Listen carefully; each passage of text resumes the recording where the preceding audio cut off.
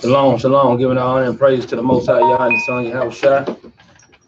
Come to y'all on this Shabbat. Happy Shabbat to y'all, and happy Feast of Purim to those that celebrating the Purim. Thing is, we went over Wednesday class. We went over the destruction of Nicanor.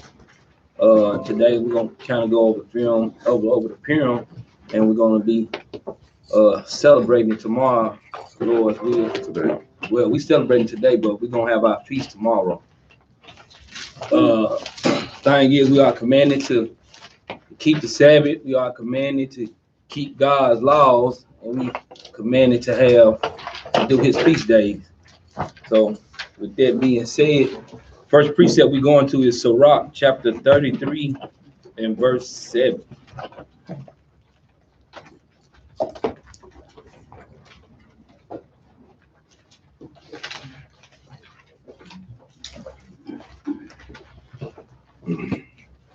Read it, the book of Sirach, chapter 33, verse 7. Mm-hmm. Why doeth one day excel another? The Bible said, why do one day excel another?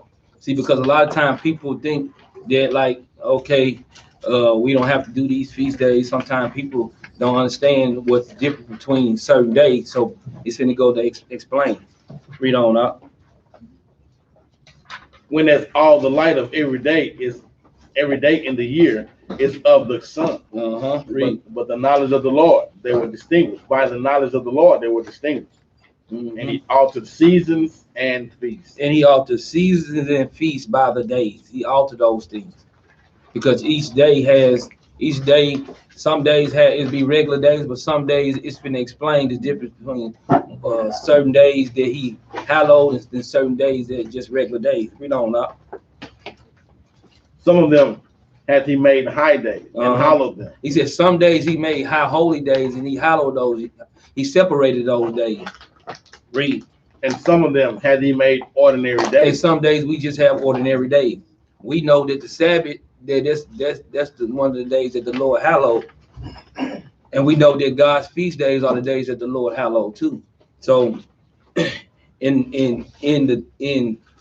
when we keeping God's high holy days, or when we keeping God's law, statutes, and commandments, you're not keeping the laws if you're not keeping the high holy days, because He separated different days for us to have those feast days. Just as like say for like America and all the rest of the country, they have their own holidays.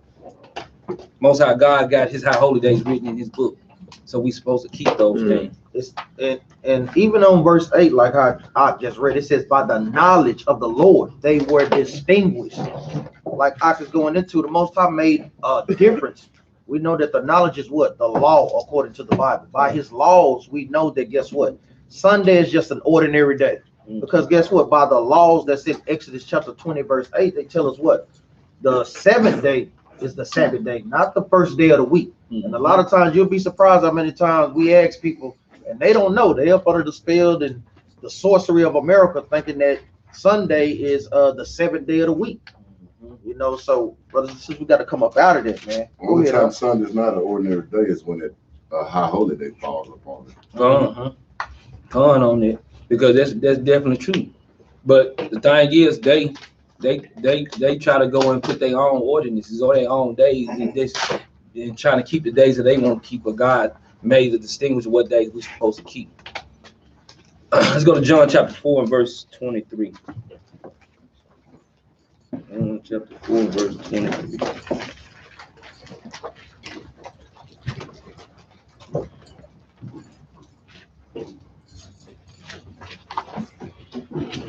The book of John, chapter 4, verse 23. But the hour cometh, and now is, when the true worshipers shall worship the Father in spirit and in truth. He said the hour coming. The time comes when we worship the Lord in spirit and in truth, man. The true worshipers. Because a lot of times people, they take God's commandment, law, statute, commandments in vain. They take His high holy days in vain. Thing is, we separate different things in our life, and we make provisions for different things that we want to make provisions for. But according to God's laws, we're supposed to make provision for Him. and base your life around God, not God basing his life around you, because it doesn't work that way. So when he sets up days and when he sets up time, we supposed to structure our life around how the Most High put it in for us to do. So I guess we just gonna jump straight on into the class, man. Let's go to Esther in the Apocrypha, chapter 11, verse 1. The Feast of Purim is derived from a dream that Mordecai had, and this dream that Mordecai had, it came to pass. This was during the Persian and Mede captivity, but this dream that Mordecai had came to pass. So within this dream, it has different breakdowns, and we're gonna go through the breakdown of this dream that Mordecai had. Let's go to Esther's chapter 11 and verse 1. This is during the Persian, like I say, this is during the Persian and Mede captivity. The rest of Esther's, yeah, the rest is Esther. Yeah. At your Apocrypha, chapter 11. Give y'all time, because we gotta go and jump on in because it's gonna be a lot of reading in this book. So we're gonna be flipping back and forth from chapter 11 and going through the chapters and getting breakdown. Page 55. Yeah. Read that out. The book of Esther and the Apocrypha, who said he was a priest and Levite. And Ptolemy, his son, brought the epistle of Purim, which they said was the same. And the Lysimachus, the son of Ptolemy, that was in Jerusalem, had interpreted it. Read. In the second year of the reign of Artaxerxes the Great, in the first day of the month, Nisan, Mordecai, the son of Jarius, the son of Simei, the son of Sisiah, of the tribe of Benjamin. See, because Mordecai was from the tribe of Benjamin. Read. Had a dream. He had a dream, and from this dream it's gonna come to a storyline based on what's in Esther's, which became the Feast of Purim. That what we're gonna be going over. Let me point something out right quick. Go ahead. This is why it's paramount to learn history, because Cleopatra, all our people think Cleopatra is a black woman. Cleopatra is a so-called, she's an Edomite. She comes from Ptolemy. So a lot of our people thinking that that's a black woman, and we clearing that up right now. That's not a black woman, that's an Edomite. Going on it, I appreciate that. We don't. Verse 3, who was a Jew and dwelt in the city of Susa, a great man, being a servitor in the king's court. He said in the king's court. So from there we're gonna go to Esther chapter 1 and verse 1. We're gonna get some history on Xerxes king. Read verse 4 real quick though. Let me touch on that. Good now, go ahead. Go ahead. Go ahead. Yeah, hold up for a second. Go ahead, I'm gonna touch on that. Esther chapter 1. Yeah. Esther chapter 1. Yeah, we're gonna go back. And if y'all got this apocrypha, we're going back to Esther chapter 1. In the Bible. As I said, we're gonna be flipping back and forth from there. There is no chapter 1 in the Bible. Right.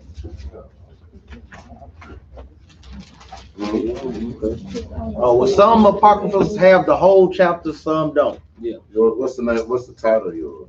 It just says Esther. That's the whole book of Esther. When they took that out, it was taken out in chapter 10, verse 3. Yeah. That's why if you got your regular King James Bible, it stops chapter 10, verse 3. And the Apocrypha picks up chapter 10, verse 4. That's another indication of how you know they took out of the Bible. Exactly. Hold on here.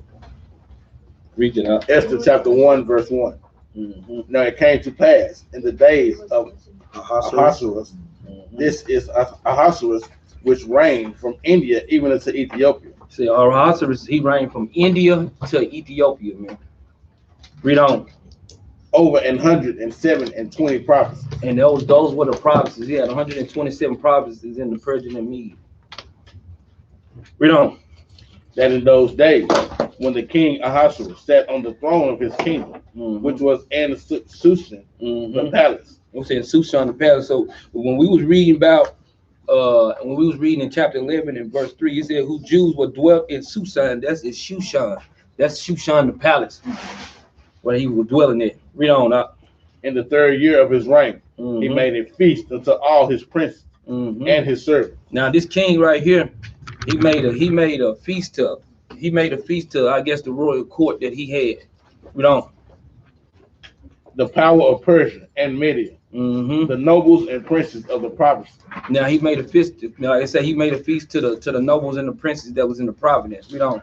Being before him, when he showed the riches of his glorious kingdom and the honor of his excellent majesty many days, even 180 days. And when these days were expired, the king made a feast unto all the people. Now after he made a feast to the nobles, he made a feast to all the people that was around about him too.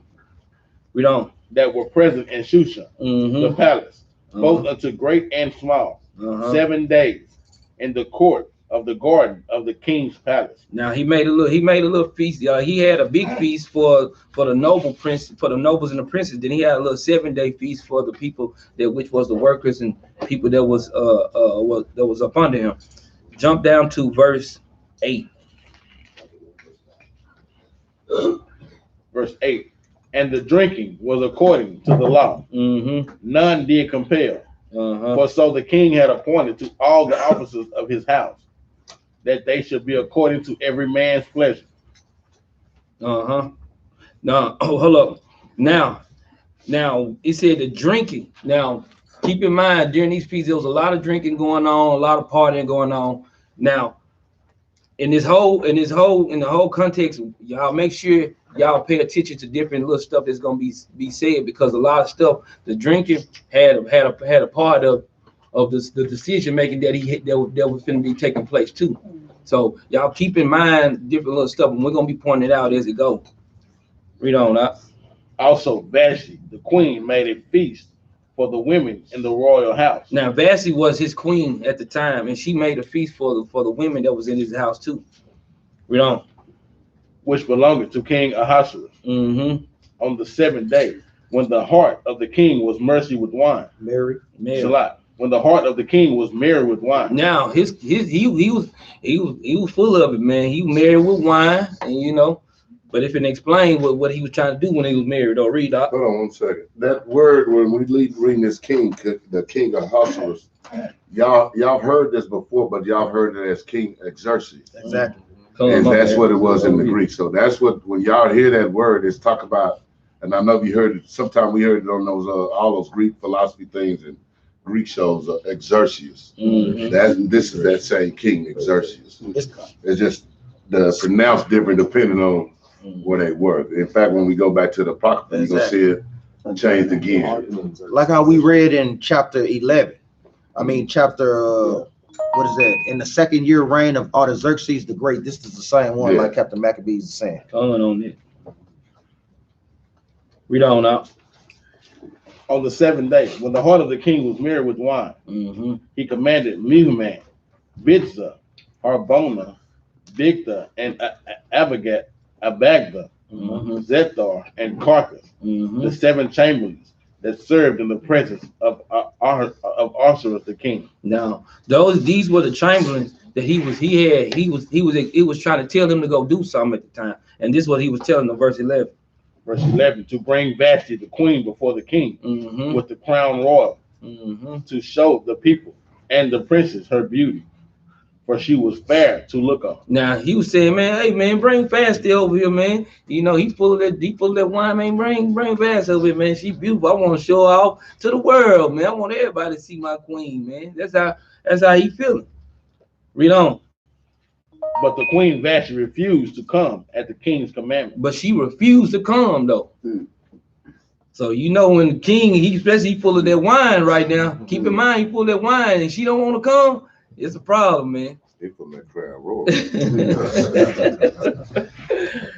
Read. But the queen Vashti refused to come to the king's commandment by his chamber. Therefore was the king very wroth, and his anger burned in him. Mm-hmm. Then the king said to the wise men, which knew the time, for so was the king's manner toward all that knew law and judgment. Now the kings, now they looking. The king, he mad now, you know. But guess what? The king knew he still by him being drunk or whatever. Guess what? He still knew. He's like, man, I gotta consult with my counsel, man. I gotta go talk to my counsel. I don't know what's going on with this woman, man. I'm mad in the mug. I don't want to make a decision right now. So I'm gonna go to my counsel. So what the king finna do? He's finna go talk to his counsel. Let's jump down to verse 16. No, 15. Verse 15. Verse 15. What shall we do unto the queen Vashti according to law? Now he asking, what should we do according to the laws that we got in the land? Read on. Because she had not performed the commandment of the king Ahasuerus. Exercises. Yeah. Switch to say it. No, you can read it as is. We don't want to confuse you. By the chamberlain. And Memucan answered before the king and the princes. Vashti, the queen, had not done wrong to the king only, but also to all the princes and to all the people that are in the provinces of the king Ahasuerus. Now the council telling her, look, when she didn't come, when you asked her to come, she didn't just disrespect you. She disrespect all men, because you being the king and that being your queen or one of your wives. Guess what? She's supposed to be king. Now, if you let her disrespect you, how she gonna do with us? How our wives gonna do? What they gonna do? So now they looking at the king like, hey, you need to be making a decision, because if you kill the head, the body gonna die. So we gonna have to straighten this thing out with you. So this is what the council's finna say. And this another thing, this thing the media be trying to portray a lot of times too when you're sitting on television, how they've always put the women over the men, so to get everything out of order at this time. And then every woman that's watching follows, man, if she ain't doing it, I ain't gotta do it. Or Janet Jackson do it, or Beyonce doing it, or whoever they got out there. And that's the same game that they always playing right now today, as far as getting us out of order of who we supposed to be. But go ahead. Pun on it. Read on up. Verse 17. For this deed of the queen shall come abroad unto all women, so that they shall despise their husbands. See, there you go. He said, now if you let her get away with it, now the women in our household gonna do the same thing your wife did. Read. In their eyes, when it shall be reported, the king Ahasuerus commanded Vashti the queen to be brought in before him, but she came not. Read. Likewise shall the ladies of Persia and Media say this day unto all the king's princes, which have heard of the deed of the queen. Thus shall there arise too much contempt and wrath. Now he said, now if you let her get away with it, everybody else gonna get away with it. So you're gonna have to take care of this situation, man. And when you don't take care of this situation, it's gonna trickle down to everybody else. So you got to do something about it. Read on. Verse 19. If it please the king, let there go a royal commandment from him, and let it be written among the laws of the Persians and the Medes, that it be not altered, that Vashti come no more before King Ahasuerus, and let the king give her royal estate unto another that is better than she. Now he said, look at man, you gonna have to. They said, man, you gonna have to put her away or something, man. You gonna have to get rid of her, because if you let her get away with that, everybody else gonna get away with this, man. We can't have that, man. Read on, Rob. Verse 20. And when the king's decree, which he shall make, shall be published throughout all his empire, for it is great, all the wives shall give to their husbands honor, both to great and small. And the saying pleased the king and the princes, and the king did according to the word of Memucan. He sent letters into all the king's provinces, and to every province according to the writing thereof, and to every people after their language, that every man should bear rule in his own house, and that it should be published according to the language of every people. Because now he trying to send a decree out. You know, he basically doing what you call it, control. What you call it? Damage control. He trying to straighten this thing out because he got disrespected, man. So hey, man, you know the king can't be disrespected. So hey, he trying to straighten this thing out. He don't want to look bad in front of the people. So that's why he sent out a decree. And every you don't care what language you speak, man. Hey, this right here got to go out. This got to be understood. Let's go back to Esther chapter 11 and verse 4. No, I won't touch on it. But we're going back to chapter 11, the majority of the class. So we're going to be going back and forth, just hitting the chapter, going to chapter 11. Because Esther chapter 11 gives you the breakdown of the Feast of Purim, but you have to precept it up to get the breakdown. We'll go line upon line with it. Read it up. Esther 11 and 4. He was also one of the captives, which Nebuchadnezzar, the king of Babylon, carried from Jerusalem with Joachinias, king of Judah. Now, even touching on that, that's why it's very important, like we always go over every other Sabbath, the order of the captivities. Now, it says that he was one of the captives which Nebuchadnezzar, the king of Babylon, carried from Jerusalem. Now, what captivity came out of the Babylonian captivity, brothers? Say it again. Persian and Mede captivity. So guess what? The Persian and Medes overtook the Babylonians. So that's why he was also carried from the Babylonian captivity into the Persian and Mede captivity. So that's why this says that's here. Go ahead, Captain Jeremiah. Come on. And read verse 4 again. He was also one of the captives which Nebuchadnezzar, the king of Babylon, carried from Jerusalem with Joachinias, king of Judah. And this was his dream. Now, it's finna touch on this. We going back to Esther chapter 2 and verse 1. Now, it said on chapter 11 verse 4, he said he was one of the captives, like I was breaking down. This is after the Babylonian captivity, and this is going into the Persian and Mede captivity. But this like I say, it all stems from the dream of Mordecai. Go back to Esther chapter 2. We're gonna start at verse 5.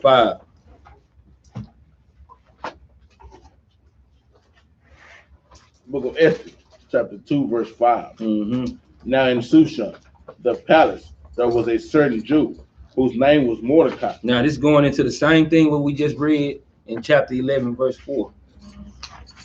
Read. The son of Jair, the son of Shimei, the son of Kish and Benjamite. A son of Kish, a Benjamite. Read on. Who had been carried away from Jerusalem with the captivity, which he had carried away with Joachinias, king of Judah, whom Nebuchadnezzar, the king of Babylon, had carried away. Now, like I say, it's saying the same thing that chapter 11, verse 4 said. Read. And he brought up Hadassah, that is Esther, his uncle's daughter. Now, a lot of people saying that Esther was his uncle.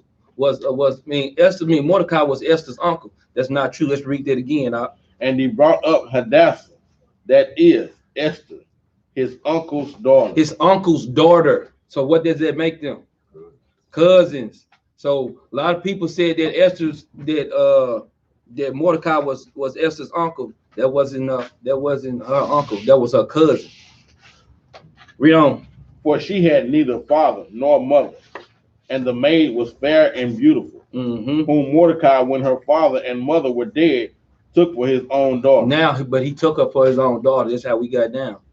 Because her mother and father was gone. He took her up on his wing. He was an older man, so he took her up on his wing. Going back into the law, be a father to the fatherless, and like I say, mothers to the motherless. Whenever a situation come up, Lord forbid, guess what? We have to step up and help take care of those children as well, man. That's how you continue a strong nation.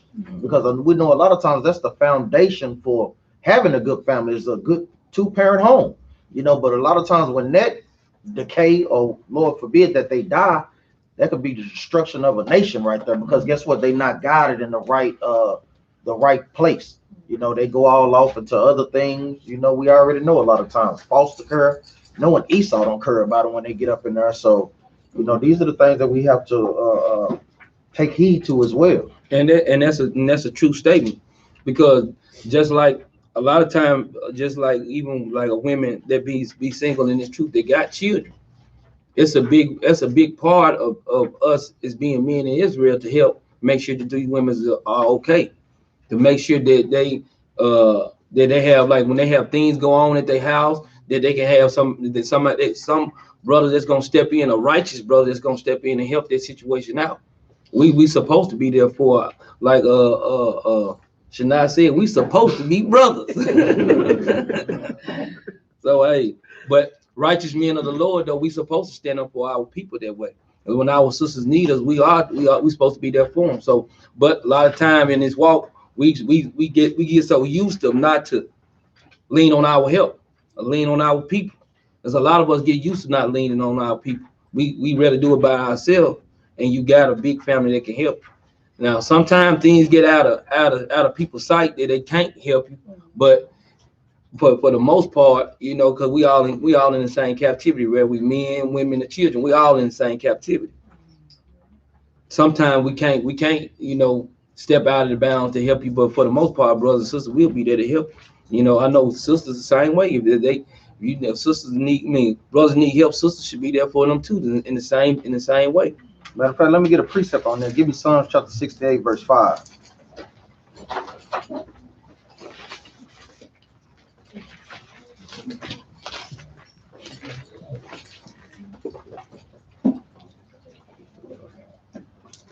Psalms chapter 68, verse 5. A father of the fatherless, and a judge of the widows. Read that again, huh? A father of the fatherless. So like we say, when a man is not there, like we say, because we know that's one of the things that plague our nation as a nation of people too, single parent homes, man. Like we say, once we start applying God's law, statutes, and commandments, we're trying to break those curses, man. And guess what? Motherless homes as well too. You know, because we have fathers in there raising their children as well. Read on up. And a judge of the widows. And the judge of the widows, making sure that the sisters is guiding her sons according to the scriptures. Because we know it's hard for a single sister to raise boys or raise men up, you know. That's where the fathers, that's where brothers that's in leadership roles can help out. Read on up. Is God in his holy habitation. It's God in his holy habitation. So we want to make sure that's loving your brother as you would love yourself, man. Because everybody needs some type of help, and that's especially if in a single parent home. Go ahead, So like going into, that's how we supposed to be for our people, man, for our nation, man. We supposed to stand up, man, in time of need. Let's go back. Esther chapter 2, was it verse 8? Mm-hmm.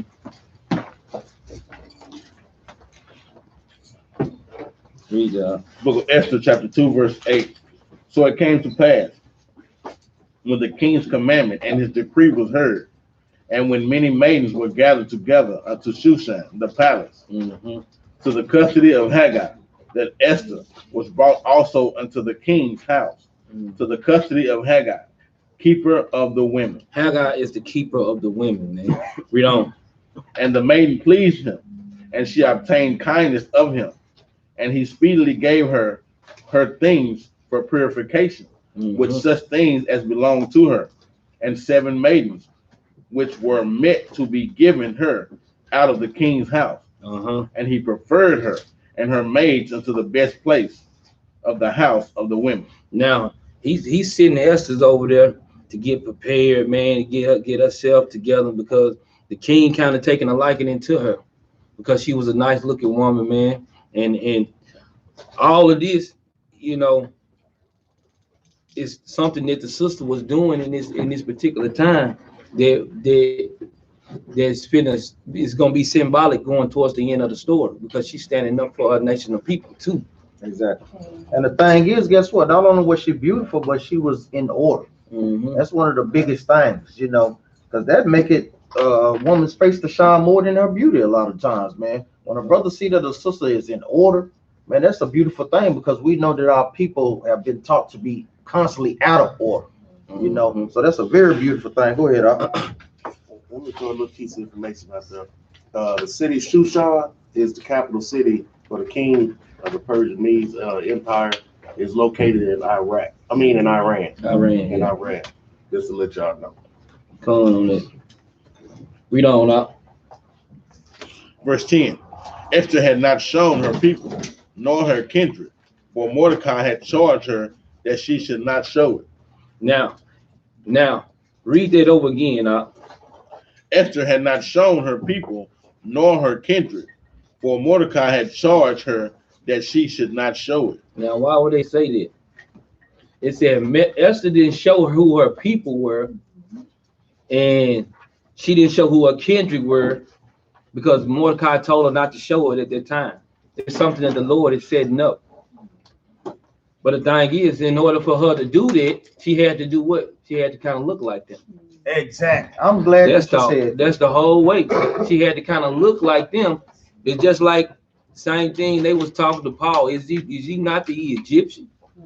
Same thing, because he looked like an Egyptian. Just like with her Esther, she looked like them. So even we know what tribe Mordecai was from. He was a Benjamite, a so-called Jamaican today, like we would call them. But that lets you know that guess what? Even back then, Israel had what? Diverse features, man. Yes, right. We had diverse features. So brothers be out of the spirit, sisters be out of the spirit. When they don't look like us. They ain't Negroes. Brothers and sisters, if y'all understood the scriptures, y'all would understand why they look different from us. Because guess what? We was in captivity under all nations. Don't you think we mixed amongst them, even though we weren't supposed to do that? So of course we're gonna have diverse features. Some gonna have straight hair, some gonna have kinky hair, some gonna have flat noses, some gonna have Edomite looking nose. It's diverse features everywhere. That's why the Bible tells us, judge them by the spirit. The tares and the wheat. Ain't no nation, other nations gonna sneak through the cracks in the kingdom. They ain't sneaking through the kingdom with the angels on guards, man. God. Go ahead. You ain't lying. I almost want to say, you worried about Boaz, you better You worry about Joe. if you gonna make it to the kingdom or not, man. Real. Read verse 11 again. And Mordecai walked every day. You want 10 again or you want 11? No, verse 11. Verse 11. And Mordecai walked every day before the court of the women's house to know how Esther did. Now, because he was inquiring to see how she was, read on. And what should become of her. Jump down to verse 16. Verse 16. So Esther was taken into King Ahasuerus into his house royal in the 10th month, which is the month Tebet, in the 7th year of his reign. And the king loved Esther above all the women. Now, the king found favor in Esther above all the women. Read on. And she obtained grace and favor in his sight more than all the virgins, so that he set the royal crown upon her head. Now, that's the same thing he did to Vashti. He had the royal crown upon her head. Read on. And made her queen instead of Vashti. Now he made her queen instead of Vashti. So he took the counsel that like what his men told him to take, his chamberlains told him to take, and now he anointed Esther as being his queen now. Jump down to verse 20. Verse 20. Esther had not yet shown her kindred nor her people. He said Esther still ain't showed her kindred or her people. Like I say, we were just touching on how Esther she must kind of look like them in order to blend in. Read on. As Mordecai had charged her, but Esther did the commandment of Mordecai, like as when she was brought up with him. She had followed the king's order. Read. In those days, while Mordecai sat in the king's gate, two of the king's chamberlains, Bigthan and Teresh, of those which kept the door, were wroth and sought to lay hand on the king Ahasuerus. Now two of the these two chamberlains, they were sitting around and they looking at the king. Man, I'm tired of him, man. You know, they got the banana in their mouth, man. Like the dude, all boys in the hood standing in the corner. I don't like that. I don't like that at all. Belly said, I don't like that. I don't like that at all. Got banana hug all over his lips and stuff. Watch what Mordecai did. Read on out. And the thing was known to Mordecai, who told it unto Esther the queen. And Esther certified the king thereof in Mordecai's name. And he did it in what? In Mordecai's name. Now, Mordecai told Esther. Esther told the king what was going on with these two dudes. Now y'all keep that story in mind too. All of these gonna tie in. Read on. And when inquisition was made of the matter, it was found out. Therefore, they were both hanged on a tree. Mm-hmm. And it was written in the book of the Chronicles before the king. Now it was written in the book of the Chronicles before the king. Let's go back to Esther, chapter 11 and verse 5. So we're gonna go back and forth in this, man. Just going through the storyline. Get there, I'll read it. The book of Esther, chapter 11, verse 5. Behold, a noise of a tumult, with thunder and earthquake and uproar in the land. Now it said, behold, a noise of a tumult with thunder and earthquakes and uproar of the land. Now let's go back to Esther chapter 3 and verse 1. Let's see what this noise and tumult and with thunder and earthquake and uproar of the land. See what that was that going into. Esther chapter 3, verse 1. The book of Esther, chapter 3, verse 1. Mm-hmm. After these things did King Ahasuerus promote Haman, the son of Hammedatha, the Agagite, and advised and advanced him, and set his seat above all the princes that were with him. Now this is Haman. His wicked butt got set above all the princes in the kingdom at the time. Now, what race? Do anybody know what race Haman is? What you got? The Edomite? Yeah, he's an Edomite. Can you prove you know scripture? Give me the book of 1 Samuel chapter 15 and verse 20. Pull a couple of precepts real quick. I'm gonna give back to Captain Jeroboam. 1 Samuel chapter 15 and verse 20. 1 Samuel chapter 15, verse 20. And Saul said unto Samuel, Yea, I have obeyed the voice of the Lord, and have gone the way which the Lord sent me, and have brought Agag, the king of Amalek. The king of who? Amalek. Now we all know who is Amalek. The Jews, Jewish. Yeah, boy, we all had the miles on you like the Jews. New York City. The fake Jew. Yeah, the fake Jews. Like New York City, get a rope. Yeah, Edomites. Read on up. And have utterly destroyed the Amalekites. And have utterly destroyed. But guess what? He left their king alive. So this is letting you know that who? This is an Edomite according to the Bible. Now give me 2 Maccabees chapter 7 and verse 31. So a lot of times when we see them coming, man, we know it's not a good thing about to happen. And this is what 2 Maccabees is about to tell us too. The book of 2 Maccabees chapter 7 and verse 31. 2 Maccabees 7:31. And thou that hast been the author of all mischief against the Hebrews shall not escape the hands of God. Shall not what? Shall not escape the hands of God. Now this is going into who? The Greeks, when they was putting this woman with these 7 sons, all her children to death. And she's going down the history of that. He's letting us know that they are the mischief behind everything that happened to us, man. Everything that goes on, guess what? They're at the top of that of the hit list. Read that again, And thou that hast been the author of all mischief against the Hebrews shall not escape the hands of God. They shall not escape the hands of God for all the mischief that they done towards the Israelites. Like we said, setting up abortion clinics. Guess what? Planned Parenthood, the COINTELPRO, all these different type of programs. These things are aimed at us to destroy us, to stop us from uniting as a Israelite nation. Go ahead, Let me back off there. The book of Ezekiel chapter 35 and verse 5. Because thou hast had a perpetual hatred, and hast shed the blood of the children of Israel by force of the sword in the time of their calamity, in the time that their iniquity had an end. They got a perpetual hatred towards us. That's why. They the main ones that's always trying to bring us down, because they have a perpetual hatred towards us since the days of Esau and Jacob. Go ahead. Comment on it. Let's go back to Esther chapter 3.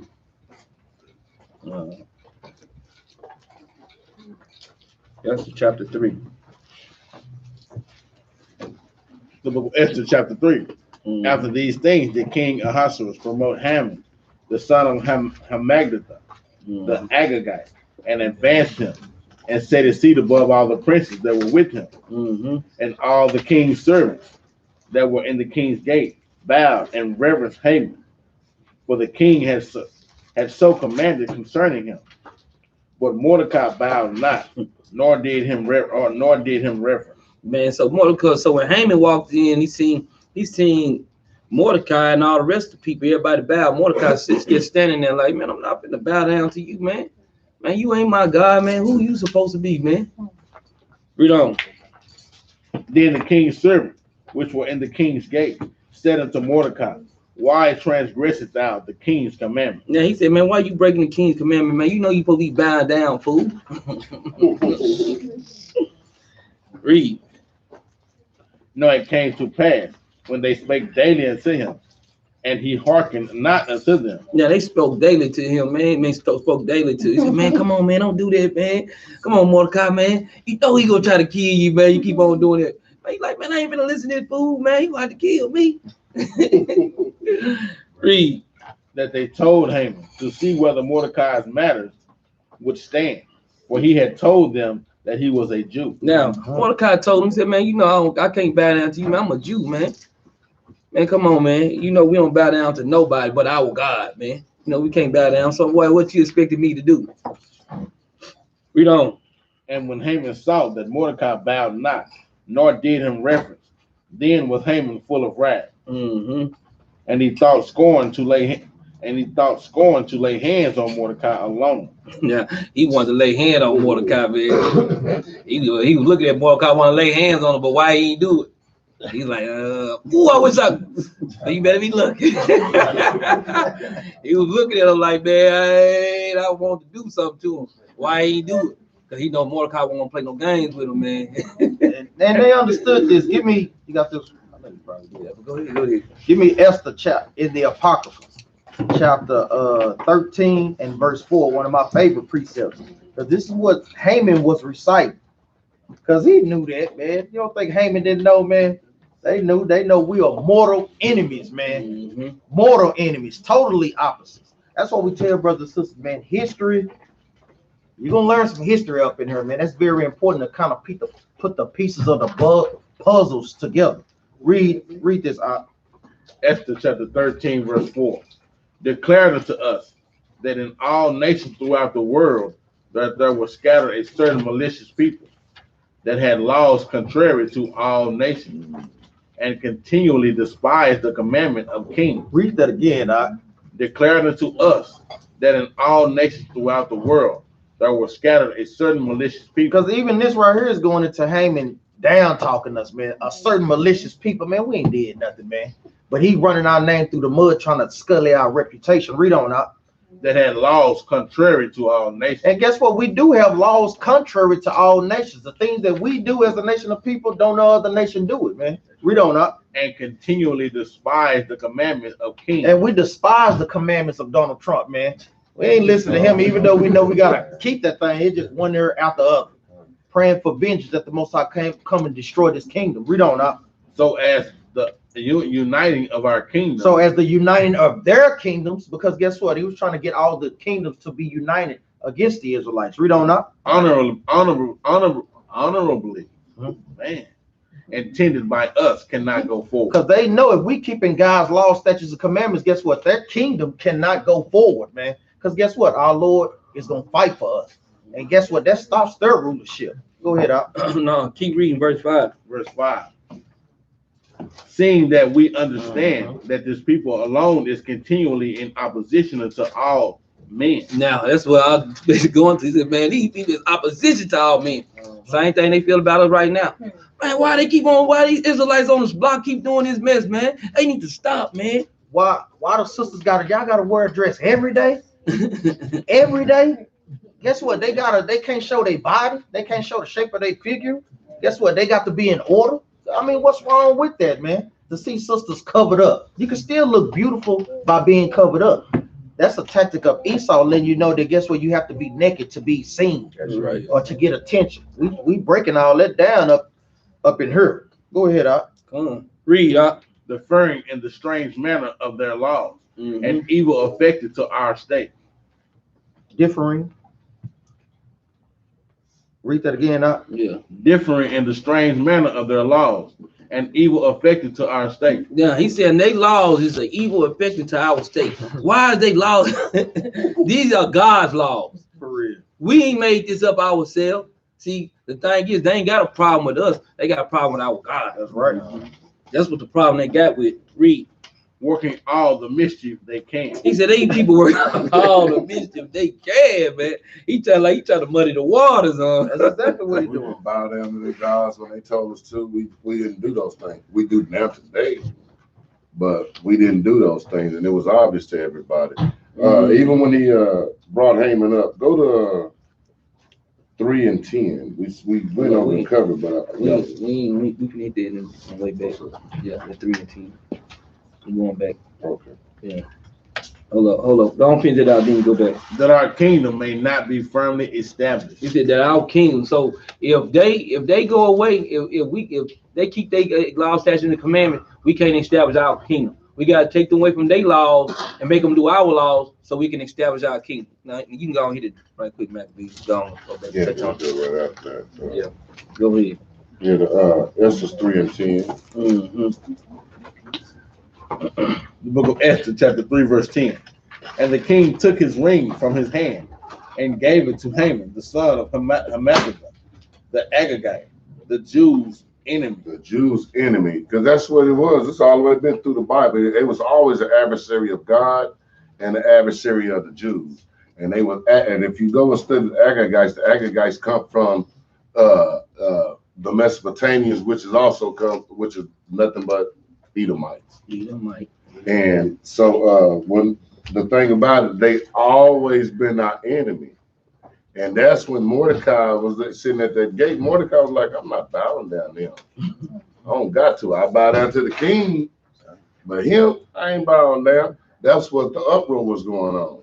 Because like a lot of times, y'all have noticed all the kingdoms always put, if there's an Edomite around, they always put the Edomite over. Because that's one thing they be like, well, they know that they hate them. Guess what? When they over us, we'll keep them in line. And that's what a lot of times they were doing. And so this is what happened here. He put the Edomite over us because this person was dark-skinned black. They saying, I know just to keep them over, make sure we control what they got going on, we put the Edomite on. But go ahead,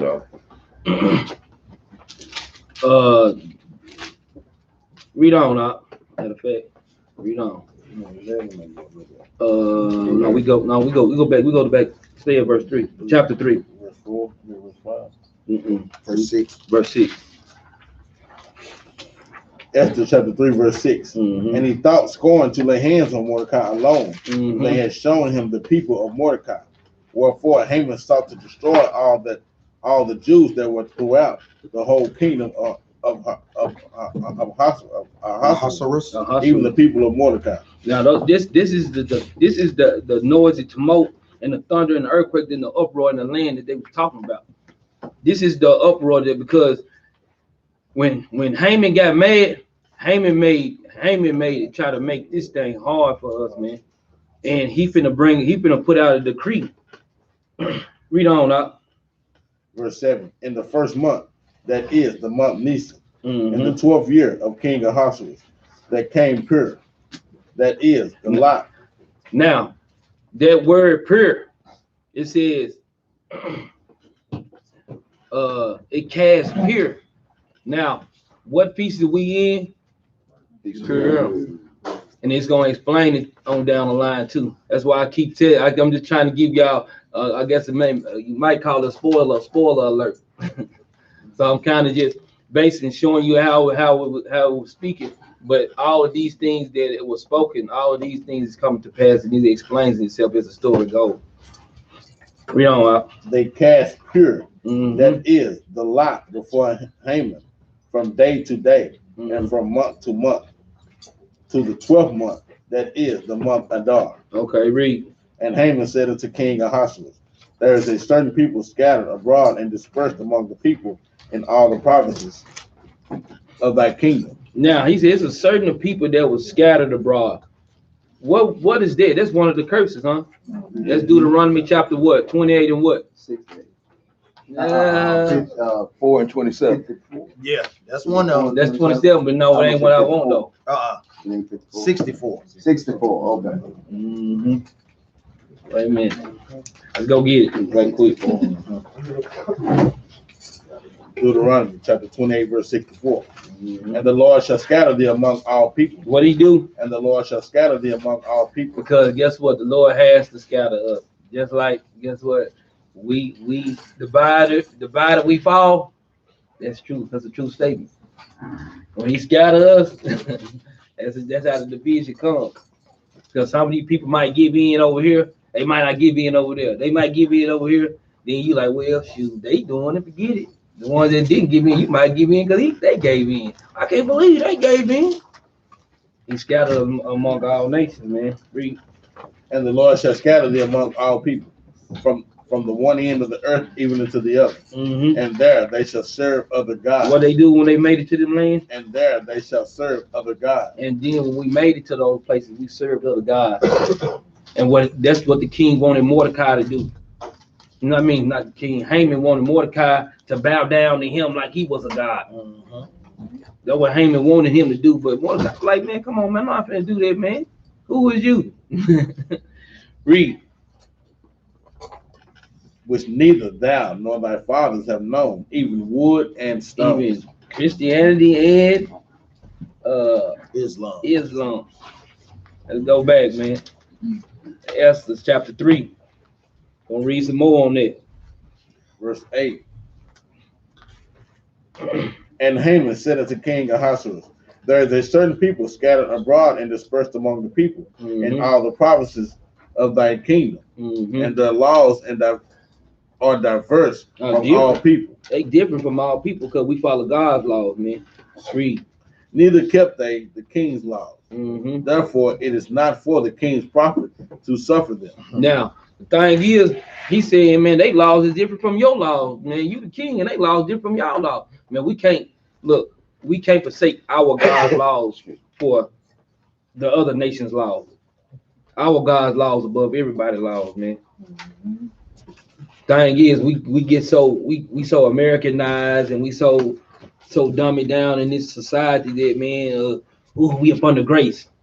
Grace got a lot of people sent to hell. It's gonna get a lot more people sent to the lake of fire because they think they up under grace. Everybody, you know, our mamas and big mamas, everybody said that, ooh, grace, and grace got a lot of people put to death, man.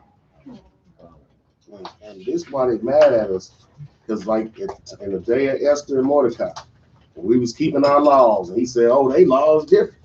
Because in Leviticus 20 and 26, the Lord told us, "And ye shall be holy unto me, for I the Lord am holy, and have severed you from other people, that ye should be mine."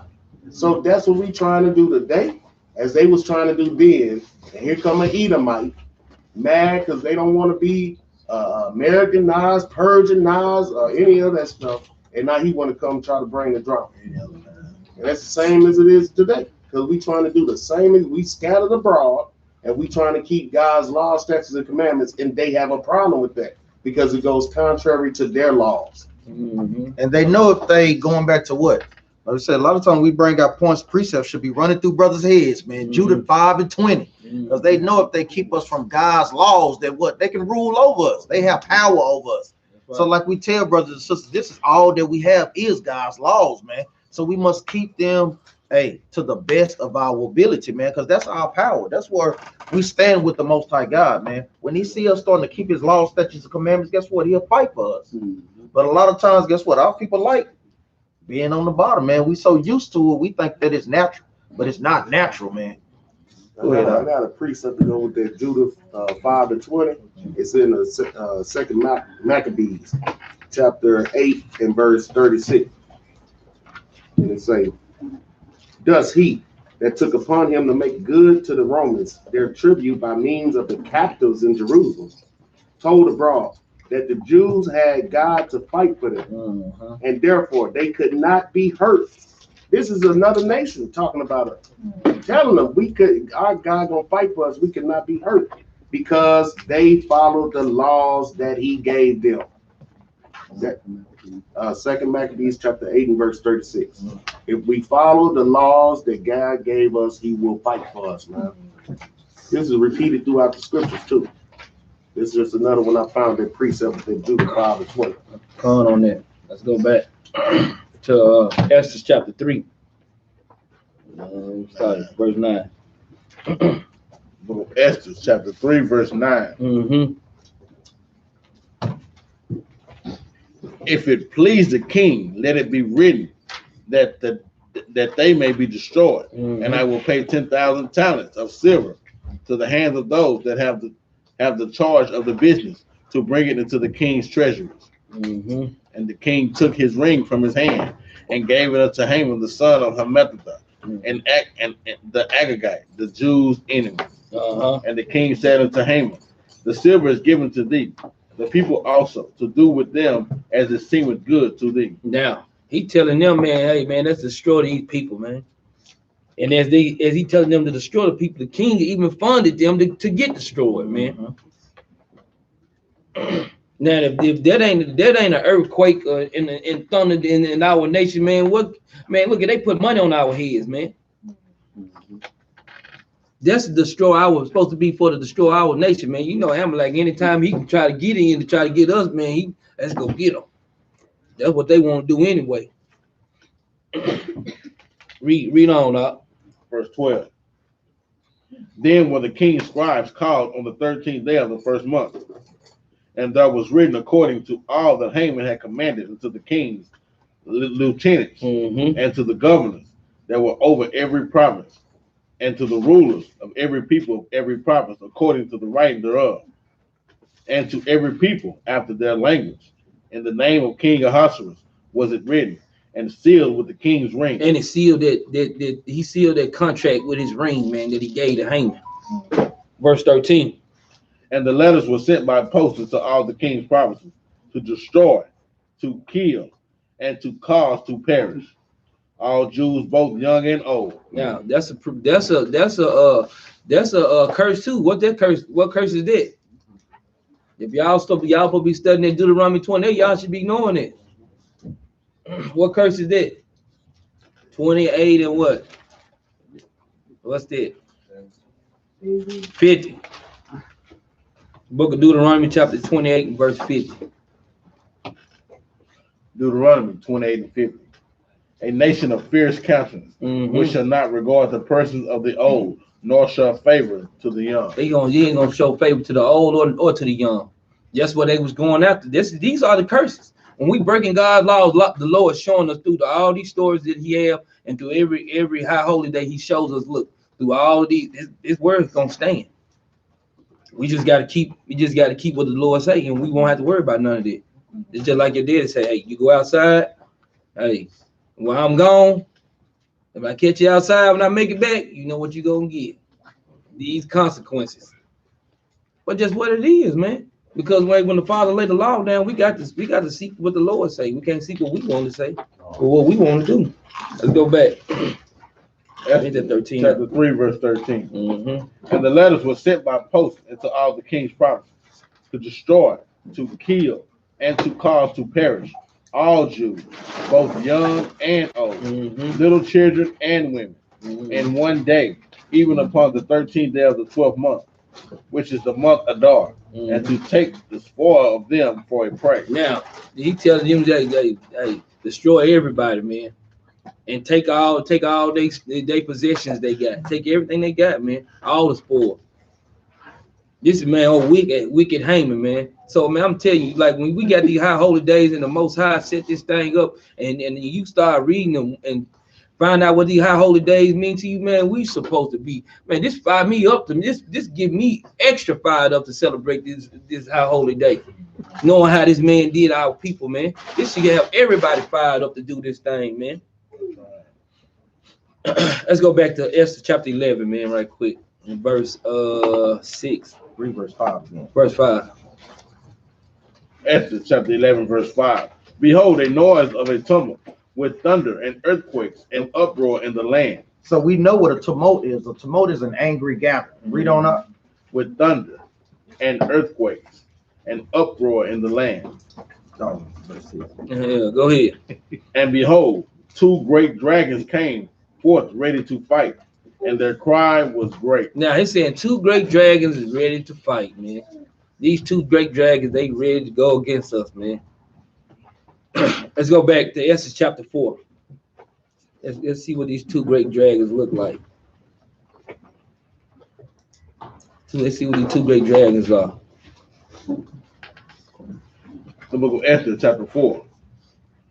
When Mordecai perceived all that was done, Mordecai rent his clothes and put on sackcloth with ashes and went out into the midst of the city and cried with a loud and a bitter cry. Mm-hmm.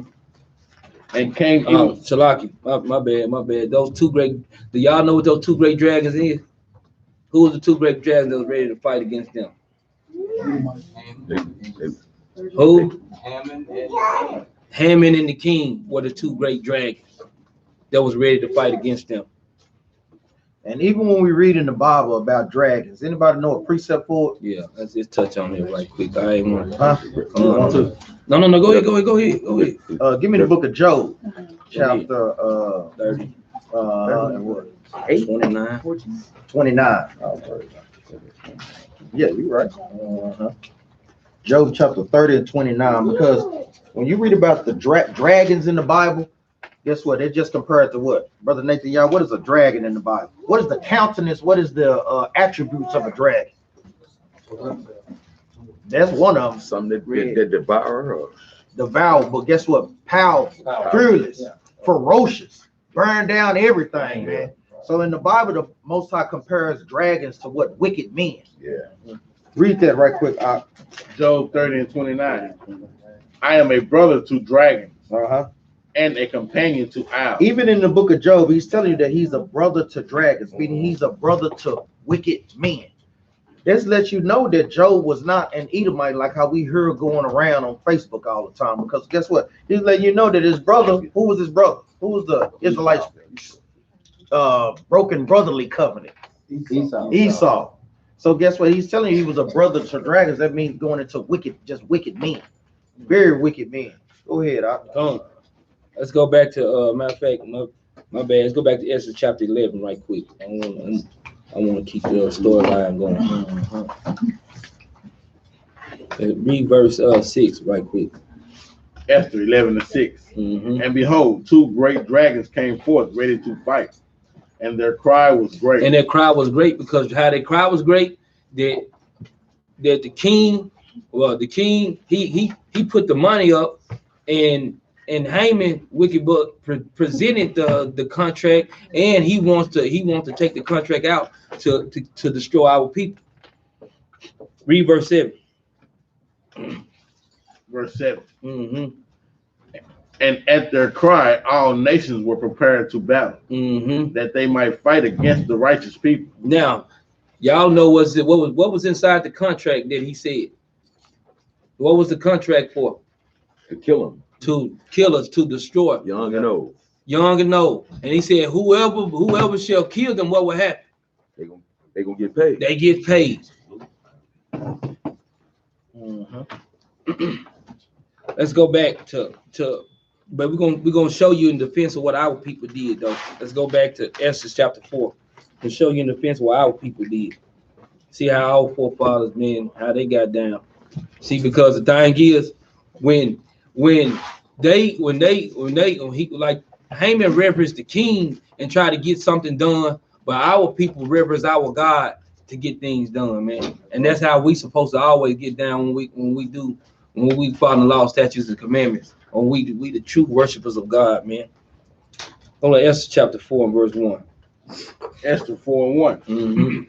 When Mordecai perceived all that was done, Mordecai rent his clothes and put on sackcloth with ashes and went out into the midst of the city and cried with a loud and a bitter cry. Now, Mordecai he hurt, man. He see this contract on all our people. He like, man, this is too much, man. Now, what he's trying to do, he's seeking the Lord. That's why he rent his clothes and put on ashes, man, sackcloth and ashes, man. He humbled himself before the Lord. He Come throwing on. up prayers, man. Serious, fervent prayers, man. That calling on the Most High God. And let brothers and sisters know when brothers and sisters get in temptations, get in trials and tribulations, what should we do? Pray. Right? Pray and fast, man. Pray. Mhm. Those are two weapons for the Most High to come down and help us, man. Going on there. Go ahead, Read on up. Verse 2, and came even before the king's gate, for none might enter into the king's gate clothed with sackcloth. Mm-hmm. See, because he said no, but because guess what? He know that, man, when he rent his clothes and he in sackcloth, well, he humbled himself for the Lord. Now the king don't want to see that. The king didn't want to see that at all, but because he knew, like, dang, man, he represents God, but he don't take no consideration of it. But he just can't come up here looking like that. Read up. And in every province, whithersoever the king's commandment and his decree came, there was great mourning among the Jews, Mm-hmm. and fasting, What they do? and fasting. And they was fasting, man. They seek the Lord because they knew that we had a contract on our head to get destroyed, man. Read. And weeping and wailing, and many lay in sackcloth and ash. Now, why? Now, the thing is, before this time right here, you didn't hear our people. When did it say they were referencing the Lord? Hosea chapter 5 and verse 15, man. The whole y'all precept, we coming back. Hosea 5 and 15. This is supposed to be a street precept. Y'all should know this one. Uh-huh. Ready up? Yeah, read. The book of Hosea, chapter 5 and verse 15. I will go and return to my place till they acknowledge their offense and seek my face. In their affliction, they will seek me early. What the Bible say? In their affliction, they will seek me early. In our affliction. So guess what? In the time of our affliction, that's when we supposed to see. I mean, look here, they will seek you. You supposed to always reverence the Lord, but in your affliction, guess what, man? Our people got to the point when they going through something, they don't even seek the Lord. In their affliction, they get to the point they don't even seek when they get afflicted. Oh man, it's gonna get greater later. What if it don't get greater later? What if it start getting worse and worse and worse and worse? What if there is no later? But the thing is, even like I touched on, or the only time we seek the Lord is when we get up, is when we get toe up. Never when it's the good times, because we forget about the Most High during the good times. Only when we in sorrow. So that's why you got to jack us up to get us to remember Him. That's like the children when they be acting bad until you pop them. Then they want to do what you say. Some of them like that. That's like Israel. We like that. We don't do nothing until we some of them you could just tell them and they start doing it. But some of them you gotta tear their butt up, and they won't do nothing. I mean, just like I was that little boy the other day. I was saying something to him. He was like, "No." Boy, I stood up. Shoom. It was gone in there. But sometimes that's what the Most High got to do to Israel. Y'all, man, I've been giving y'all all this, but okay, I know what to do. And then it afflict us. Then we want to pray. Oh Lord, please. Mm-hmm. See, that's what happened. That's what was happening right then. Now you see Mordecai, he was standing up manfully, but all of a sudden, now a whole Israel, we put on sackcloth, we fasted. Now everybody want to fast and pray now. Should have been doing it from the beginning. You know, that's the reason why, because guess what? Those are when we looking at that, also you gotta look at that we trust in captivity. We get in captivity and start trusting our oppressors. And that's what it is. So the Lord said, you know what, I'm gonna have to go and afflict them. So they trust, I got to break this trust out of it. Because I need them to trust me.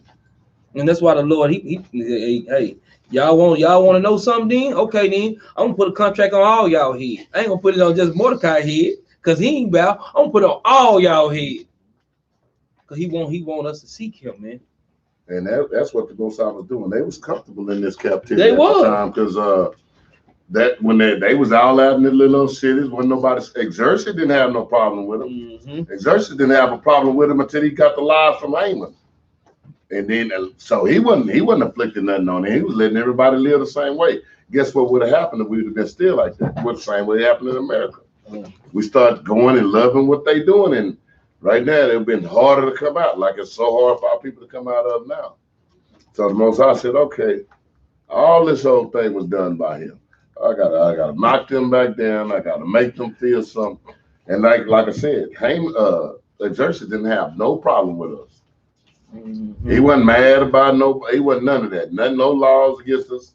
Even though we wasn't going and bowing down and none of his stuff, it wasn't until Haman put the lies in his ears and started doing this. Matter of fact, give me a precept and give it back to Captain Jeroboam. Give me Proverbs chapter 21, verse 1. It's a precept we bring out a lot of times too. Go ahead. Running the spirit on that thing. Say, no, keep reading. Go back to the thing. No, go ahead. I get it back again. Don't worry about it. Oh, praise God. You can use this thing throughout, boy. Yeah. Let's be in the spirit, man. Read that right quick, Proverbs 21 and 1. The king's heart is in the hand of the Lord. Read that again. The king's heart is in the hand of the Lord. So the kings, meaning, guess what? Rulers, people over principalities, Presidents. presidents, all that, our kings, all that, governors, senators, their heart or their mind is in whose hands? The Most High's hands, man. Read on up. As the rivers of water, he turneth it whithersoever he will. We know how a river has many different turns. So guess what? The Most High is turning their ideas as he see fit. So guess what? He put that in their mind to do that. But guess what? When I bring it out again, he gonna turn that thing again. Go ahead, On it. Let's go back to Esther, man. Chapter 4. What's that verse? Verse 4. Yes, 4 and 4.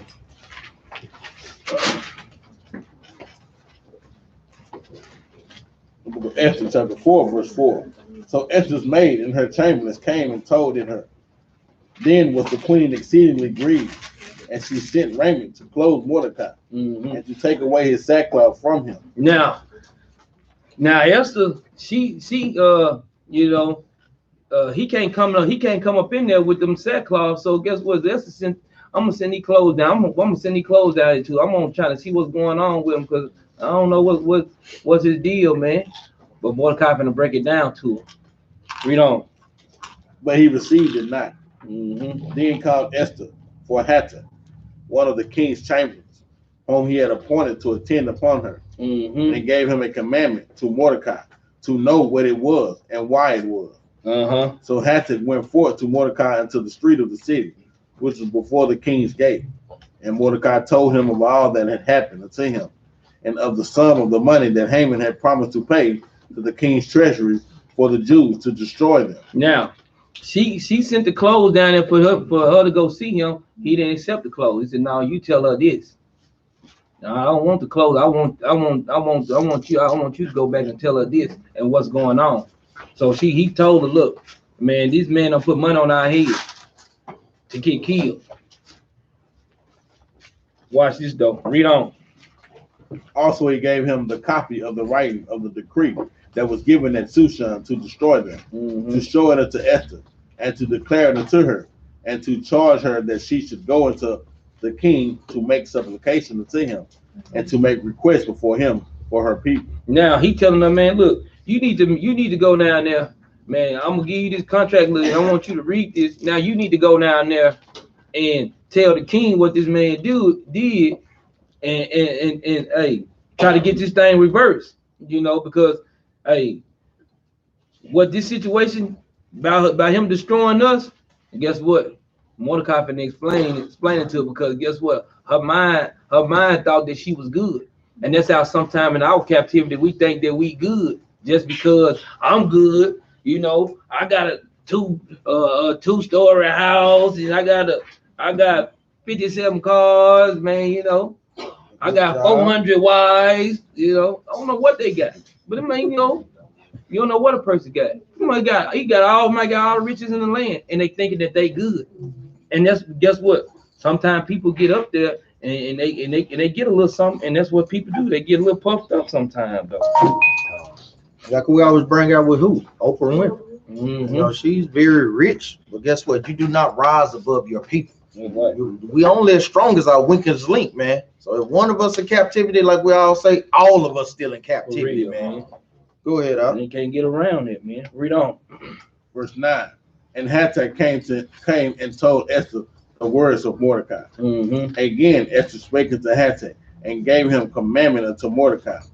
All the king's servants and the people of the king's province do know that whosoever, whether man or woman, shall come unto the king unto the inner court, who is not called, there is one law of his to put him to death. Now, this is what she was kind of scared of, because she knew if she went up there and went seek the king without the king calling for you to come, you get put to death. But there's only one way that can be turned around, and it's been explained. Read on. Except such to whom the king shall hold out of the golden scepter, that he may live. Now, so if the king see you and he won't talk to you, even though if you don't supposed to be around, if he see you, he raised that scepter up, then you can live. But if he don't, off with your head, because he will come. You had death on your breath. So the thing is, that's just what it was. If you want to go see the king without his permission, or that was your time to see him, then that's what's gonna happen. Yep. And it's gonna explain a little bit more. Read on now. That he may live. But I have not been called to come in unto the king these 30 days. Now she said these 30 days I hadn't been called to see the king. So if I'm going on this, I'm gonna be going on my own will, and I don't know what's gonna happen. I mean, do you think Mordecai care about what's gonna happen? Because guess what? It's been explained. I'm gonna quit talking because I don't want to give away the story, man. The more I talk, you get it mug away. Read on up. Verse 12, and they told to Mordecai Esther's words. Then Mordecai commanded to Then what did he do? Then Mordecai commanded. No, he asked her nicely. Then Mordecai commanded. He commanded her, man. He wasn't playing no games with her, man, because she want to go back and forth with him, and she not even understanding what's gonna take place. Read on. Then Mordecai commanded to answer Esther, think not with thyself that thou shalt escape in the king's house more than all the Jews. He said, man, look here. So if you don't go talk to this man, guess what's gonna happen? They gonna kill all us, and your butt gonna get killed too. Because you don't forget, you a Jew too. Just because you look like them, you still a Jew. So you gonna get put to jail right along with us. Because if all these get killed and they looking at you, dang, you the last Jew. You might have $1 million contract on your head versus 100,000 on ours. Just because you want to play big and bad.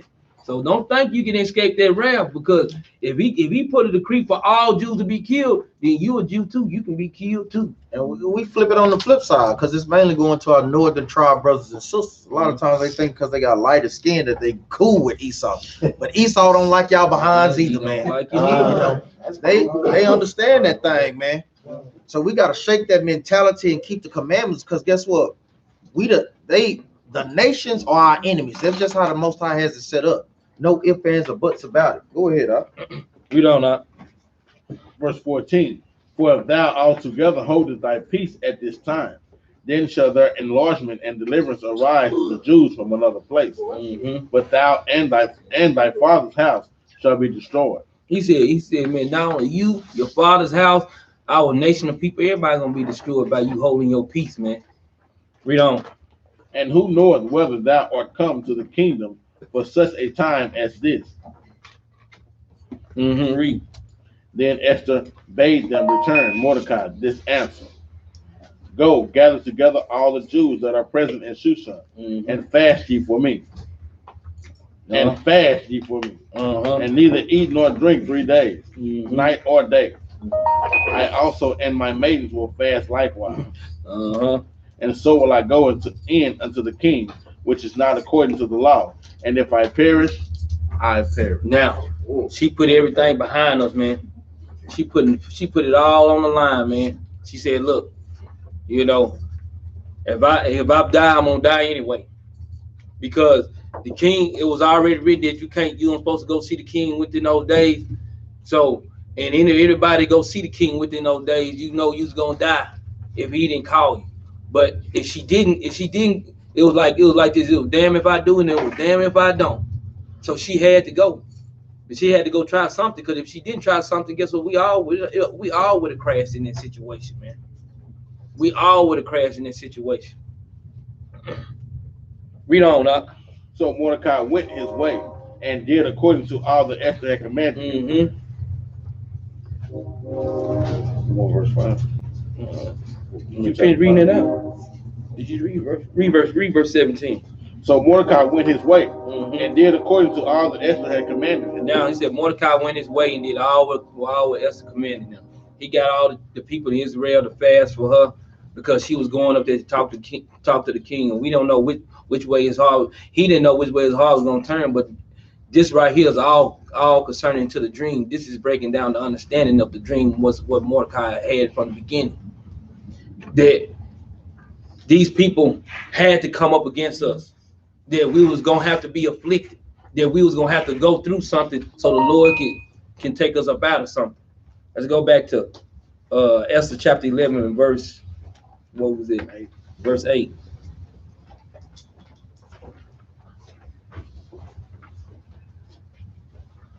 Read. Book of Esther, chapter 11, verse 8. Mm-hmm. And lo, a day of darkness and obscurity, tribulation and anguish, affliction and great uproar upon the earth.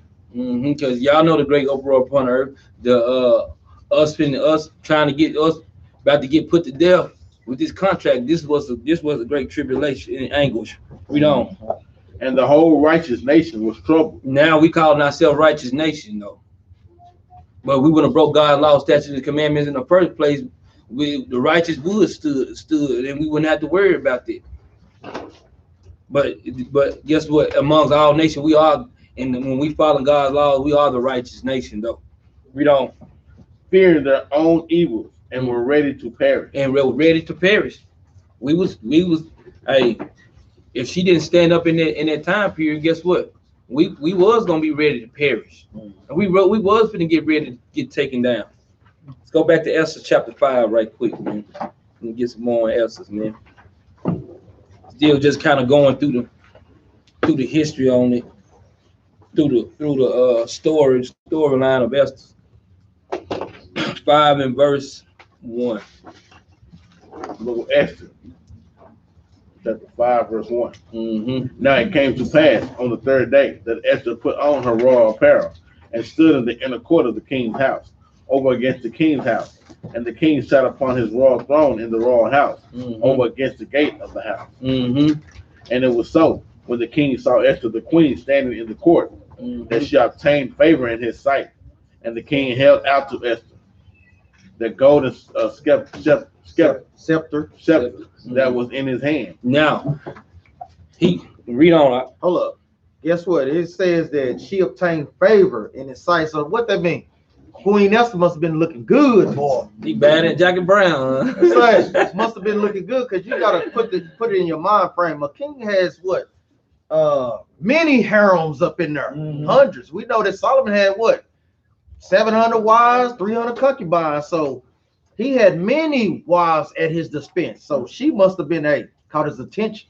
So like we say, there's nothing wrong with sisters looking beautiful for their husbands. You know, you want to just make sure that it's according to the law, statutes, and commandments, covered up. Because like we say, that's still beauty when you're showing yourself according to the law. But yeah, I'll go ahead. See, Vashti still was his wife too, so He was already ready to brag on her. So in order for when he picked this one and made her queen, he was already amazed at Vashti's beauty. So when he picked Esther, she had to have been twice. Yeah, she had to be like, ooh, yeah, man. And took from her and gave it to the Israelite. Go ahead. Y'all hold at 5. Let's go back to 11 and 10. Then we go back. Book of Esther, chapter 11, verse 10. Then the cry unto God, and upon their cry. Because y'all know what happened when they cried to the Lord. That's when Esther had told them what? To fast and pray. Because I'm finna go and go up against the king. So I'm finna go talk to the king. Read. Then they cried unto God, and upon their cry, as it were from a little fountain, was made a great flood, even much water. Now, man, you know they had to been crying they butt off, man. They was begging, man. It was like a much flood, man. They was lamenting like a mud, trying to, man, Lord, please forgive us, man. We don't want to die over here in the Persian Eve. Hey, man, we tired. It's just like us right now, man. We tired of America, man. We tired of their laws. We tired of their government. Hey, Everybody here wants verse 16 real quick. I know it's one of Captain Nehemiah's favorite precept, man. But this thing is very pivotal. I mean, pivotal. Mm-hmm. 16. The book of James, chapter 5 and verse 16. Confess your faults one to another. Read again up. Confess your faults one to another. Read on up. And pray one for another. That's what they was doing, praying one for another. Read on up. That ye may be healed. That we may be what? That ye may be healed. That we don't be destroyed. And that's what they was doing. Hadassah, Esther, and Mordecai, for all the people. Read on up. This is the point that we want. The effectual fervent prayer of a righteous man availeth much. It says the effectual fervent prayer. I'm talking about you super in the spirit, Lord. Please, please, Lord. Like you said, praying till sweat come down on your face, man. Because that thing was pivotal, man. Either they live, the Most High gave the order to keep them to live, or he gave the order to put them to death. So you want to throw them prayers up super strong for the Most High during that time. And not just that time, but any other time too as well. You know, we don't want to just give an effectual, a fervent prayer just when we're in a distress of need. But guess what? In the time of pleasure as well too, or peace. Go ahead, Come. Let's go back to Esther's chapter. No, let's go back to 11. Let's go back to 11 and 11. Then we'll go back to 5. Bad. The book of Esther, chapter 11, verse 11. The light and the sun rose up, and the lowly were exalted, and devoured the glorious. Now, but after we lamented and after we cried out to the Lord, guess what, man? It said the light and the sun rose up, and lowly were exalted and devoured the glorious. Let's go and get some explanation on it. Let's go to Esther chapter 5, man.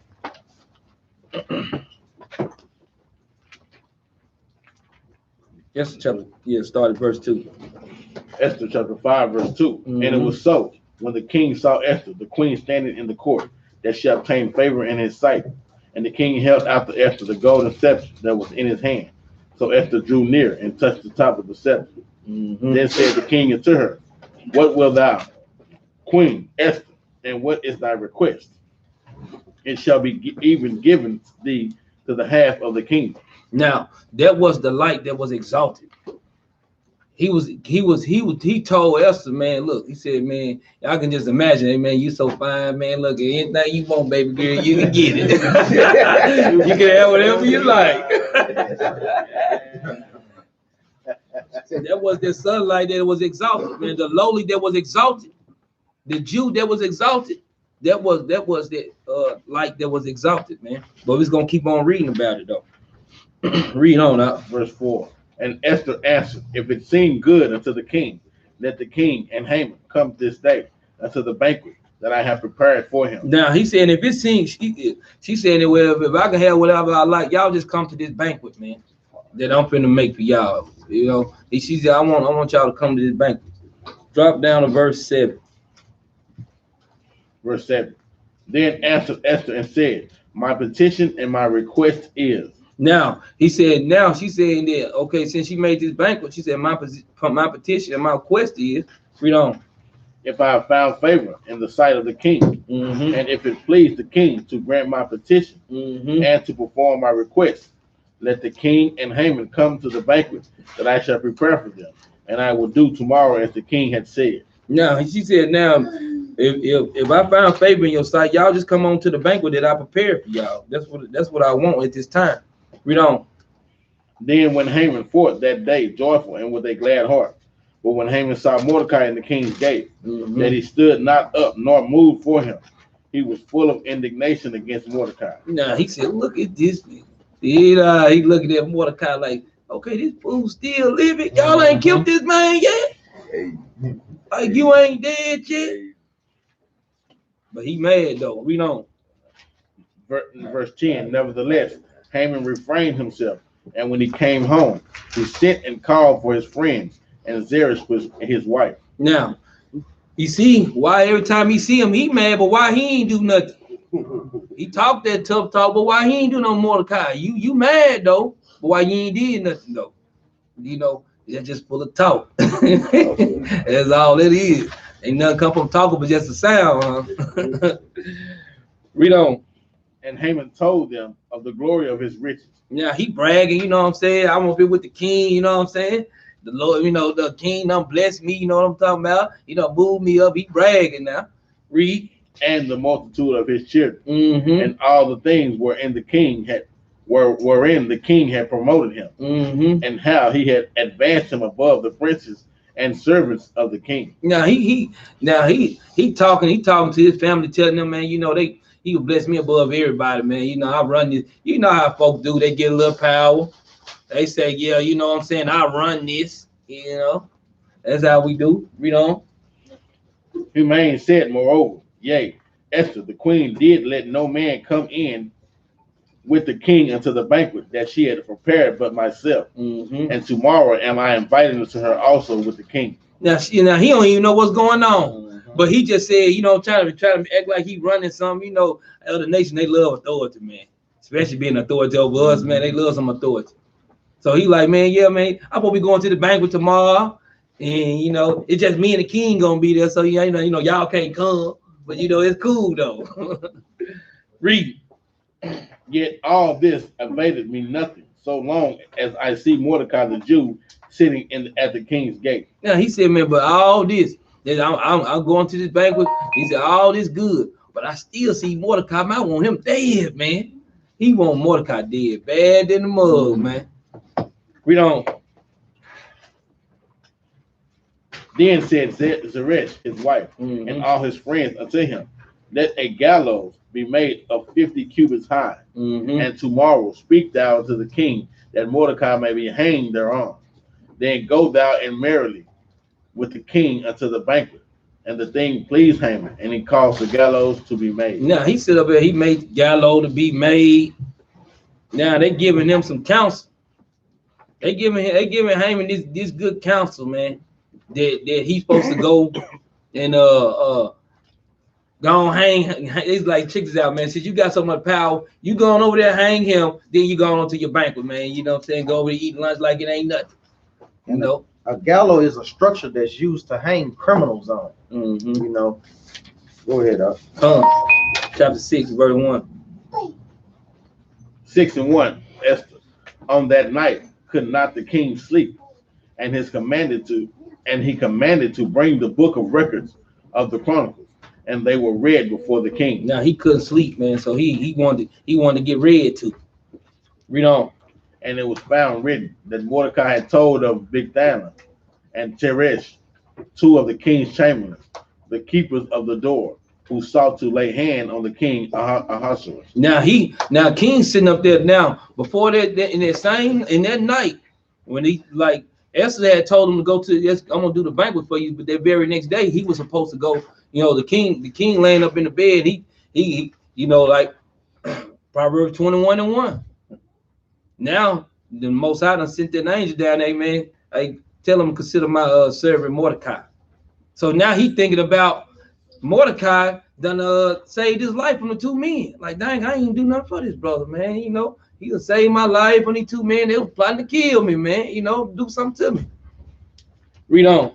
And the king said, what honor and dignity had been done to Mordecai for this? He said, man, I ain't did nothing to this man for this, man. Read on.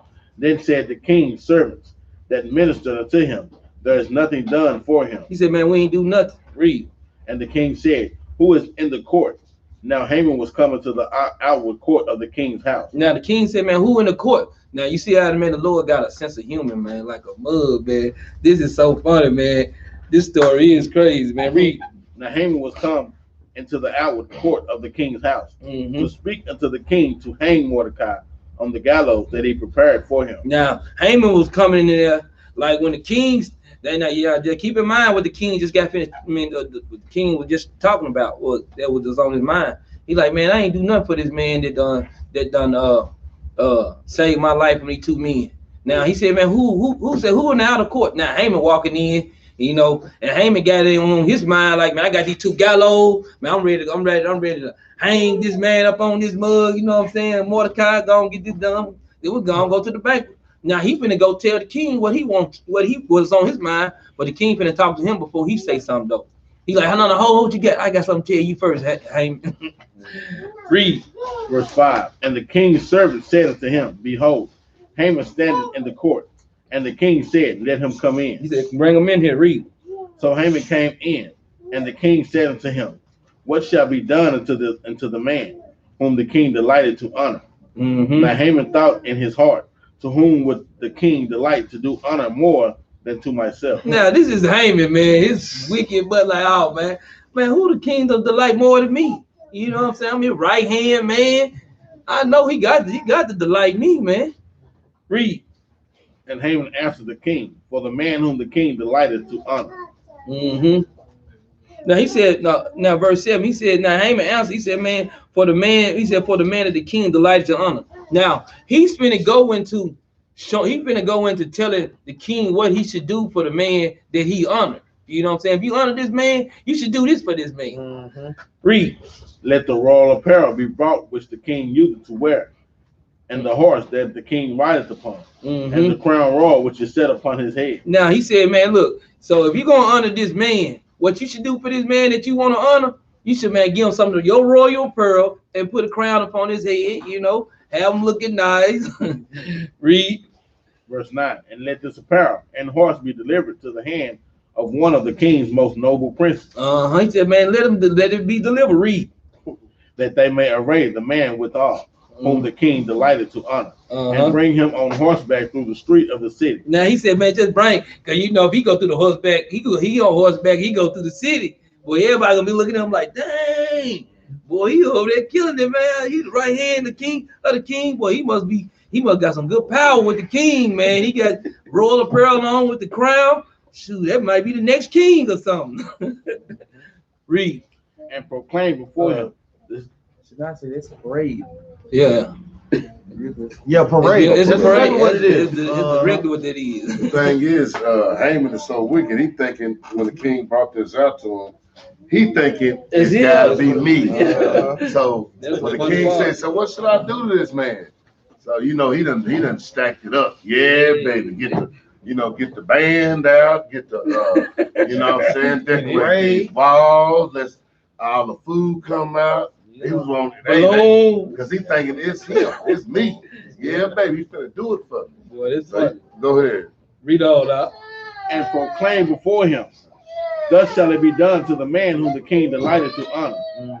Then the king said to Haman, Make haste and take the apparel and the horse, as thou hast said, and do even so to Mordecai the Jew that sitteth at the king's gate, that nothing fail of all that thou hast spoken. He said, look, now keep in mind, he came up in there to try to tell the king to go, hey man, I'm gonna go hang Mordecai. But then he turned around here and the king said, no, hey man, everything you said, hey man, do that for Mordecai. So I look how stupid he look. That's why I say, man, the most I got a sense of humor like a bug, man. That's why when you read that Proverbs 21, where I brought out how the Lord controls the heart of the king. Bring that thing out again. Read that again, man. Proverbs 21:1. That shows a good sense of humor, man. And we got our most I got no joke, man. The book of Proverbs, chapter 21, verse 1. The king's heart is in the hand of the Lord, as the rivers of water. He turneth it whithersoever he will. He said he turneth his heart whatsoever the Lord will. So if he wanted his heart to change, the Lord will change his heart. Guess what? Just like he did to Pharaoh, and guess what? Pharaoh wanted to let them people go to the king, but the Lord said, nope, not today. He hardened Pharaoh's heart. Just like with the king, he had eased it up off of him, man. Because the king could have easily said, man, no, I ain't doing that for him. But the Lord said, yeah, this is pretty funny. Because this Haman wicked butt thought he was finna get some. He thought he was finna get something going, man. Yeah, man, I'm finna look good for my family. I just told him about me last night. I got to go and show it off. Now you gonna be walking beside this dude, and he on horseback, and you walking beside him like, dang, and all your people looking at you like, yeah, I thought that was you. No, it ain't you. It's Mordecai. Let us see this too. Give me Job chapter 33 and verse 14. Because this scripture right here is heavy, man, because I know a lot of times people wonder why things go about with a lot of things, man. The Most High gives us a snippet of what goes on too. Read that, Officer Yar. Job 33:14. For God speaketh once, yea, twice, yet man perceive it not. So a lot of times when the Most High God is bringing us parables and similitudes, we can't perceive that thing at first. Read on out.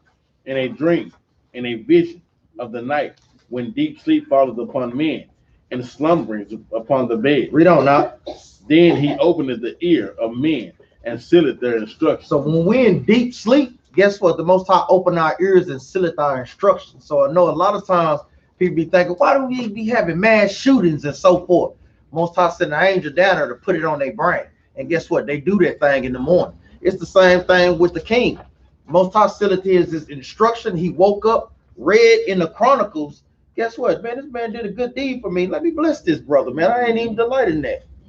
So the Most High sealeth our instructions when we're in a deep sleep and dreams. You know, a lot of times people woke up, it was just on my spirit to do that. That's the Most High doing that thing, man. All right. Go ahead, I'll praise.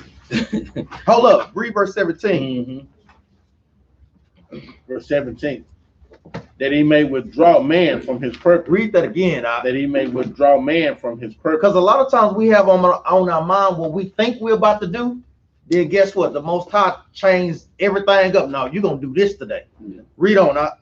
And hide pride from man. Because guess what? That in a sense, the Most High is having a sense of humor right there too. Because guess what? He's in control of everything. You thinking you gonna do something, but guess what? The Most High God has a totally different plan for you, man. Go ahead, Now, this is also going into the Esther chapter 11 when he said he exalted. Let's go back to Esther chapter 11, then we'll go back. That's why I said, man, God got a sense of humor, man. All this stuff, he was planning on killing this man, and the king made him honor this man. Read verse 11 again. Book of Esther, chapter 11, verse 11. The light and the sun rose up, and the lowly were exalted, and devoured the glorious. Now he said the lowly was exalted, and he said devoured the glorious. But we're gonna touch some more on that, man. Let's go back to Esther chapter 7. Go back to Exodus chapter 7 and start at verse 1. The light and the sun rose up, and the lowly was exalted. Read Esther 7:1. So the king and Haman came to banquet with Esther the queen. And the king said again unto Esther on the second day at the banquet of wine, what is thy petition, Queen Esther? And it shall be granted thee. And what is thy request? It shall be performed, even to the half of the kingdom. Man, he said, baby girl, you have whatever you like. Read up. Then Esther the queen answered and said, if I have found favor in thy sight, O king, and if it please the king, let my life be given me at my petition, and my people at my request. For we are sold, I and my people, to be destroyed, to be slain, and to perish. But if we had been sold for bondmen and bondwomen, I had held my tongue, although the enemy could not countervail the king's damage. Now, read that verse 4 again. For we are sold, I and my people, to be destroyed, to be slain, and to perish. She said, man, we've been sold to be destroyed and perish, man. Read. But if we had been sold for bondmen and bondwomen, I had held my tongue. She said, but I could accept it being a slave, but I can't accept us being destroyed, man. She said, I held my tongue at that, but I can't hold my tongue at this one right here because the charge against us right now is more than what we can bear. Read. Although the enemy could not countervail the king's damage. He said, but the enemy couldn't countervail the king's damage. He couldn't take away from him because guess what? The curses is upon us, man. But hey, it's been explained a little bit further in detail on what it's talking about. Read.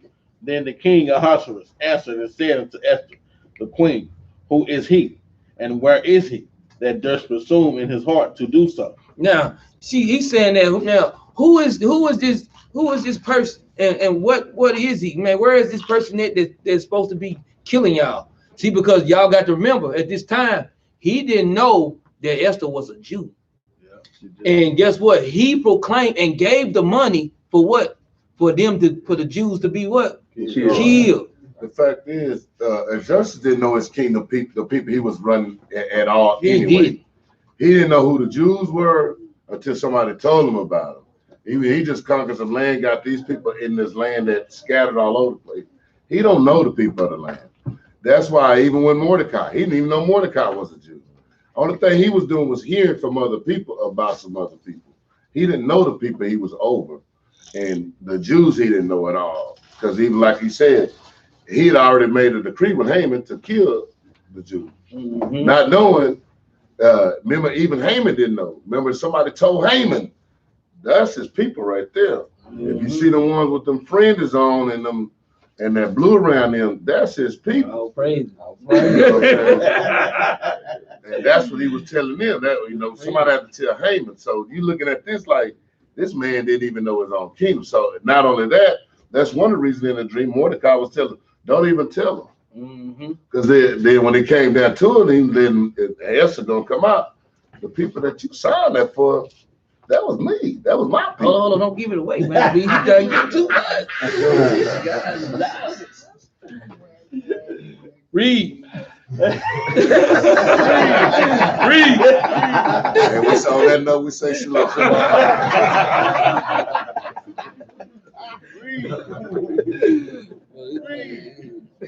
Verse 6, chapter 7, Esther. And Esther said, the adversary and enemy is this wicked Haman. What did she say? And Esther said, the adversary and enemy is this wicked Haman. Now, he went from trying to go kill Mordecai to having him on a horseback in royal pearl to now he finna get ready to get put to death, man. His head on the chopping block. Man, let me pull this right quick. Give me Genesis chapter 50, verse 20, man. Now, this is one thing that we always have to keep in mind, even during this time where some of the brothers was being wicked.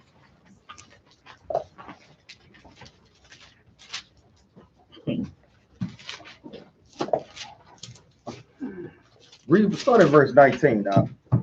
Genesis 50 and 19. This is going into Joseph and the 12 brothers of Israel. We know that the brothers did what to Joseph? They sold him into slavery. Read on up. And Joseph said, verse 19, and Joseph said unto them, fear not, for I am in the place of God. That's why when we keeping the commandments of the Most High God, we in the place of the Most High God. Read on up. But as for you, ye thought evil against me. Read that again up. But as for you, you thought evil against me. So the other nations think evil against us, especially Esau. Read on up. But God meant it unto good. Read that again up. But God meant it unto good. But the Most High God meant it for good, man, that we do what? Repent and keep the commandments. Read on up. To bring to pass, as it is this day. To do what? To save much people alive. To save much people alive. So the things that the other nations meant evil for us, guess what? The Most High God meant it for good unto us. So that's why he tell us to take these things cheerfully, man. Keep the commandments, take it cheerfully, because guess what? The Most High got a reward for you that you can't always see right now. Our minds, our little puny minds can perceive a lot of things that the Most High has in store for us, man. Go ahead, Come on, let's go back. Genesis chapter 6, 7 and verse 7. Esther. Chapter 7. Oh, praise it. Esther chapter 7, verse 7.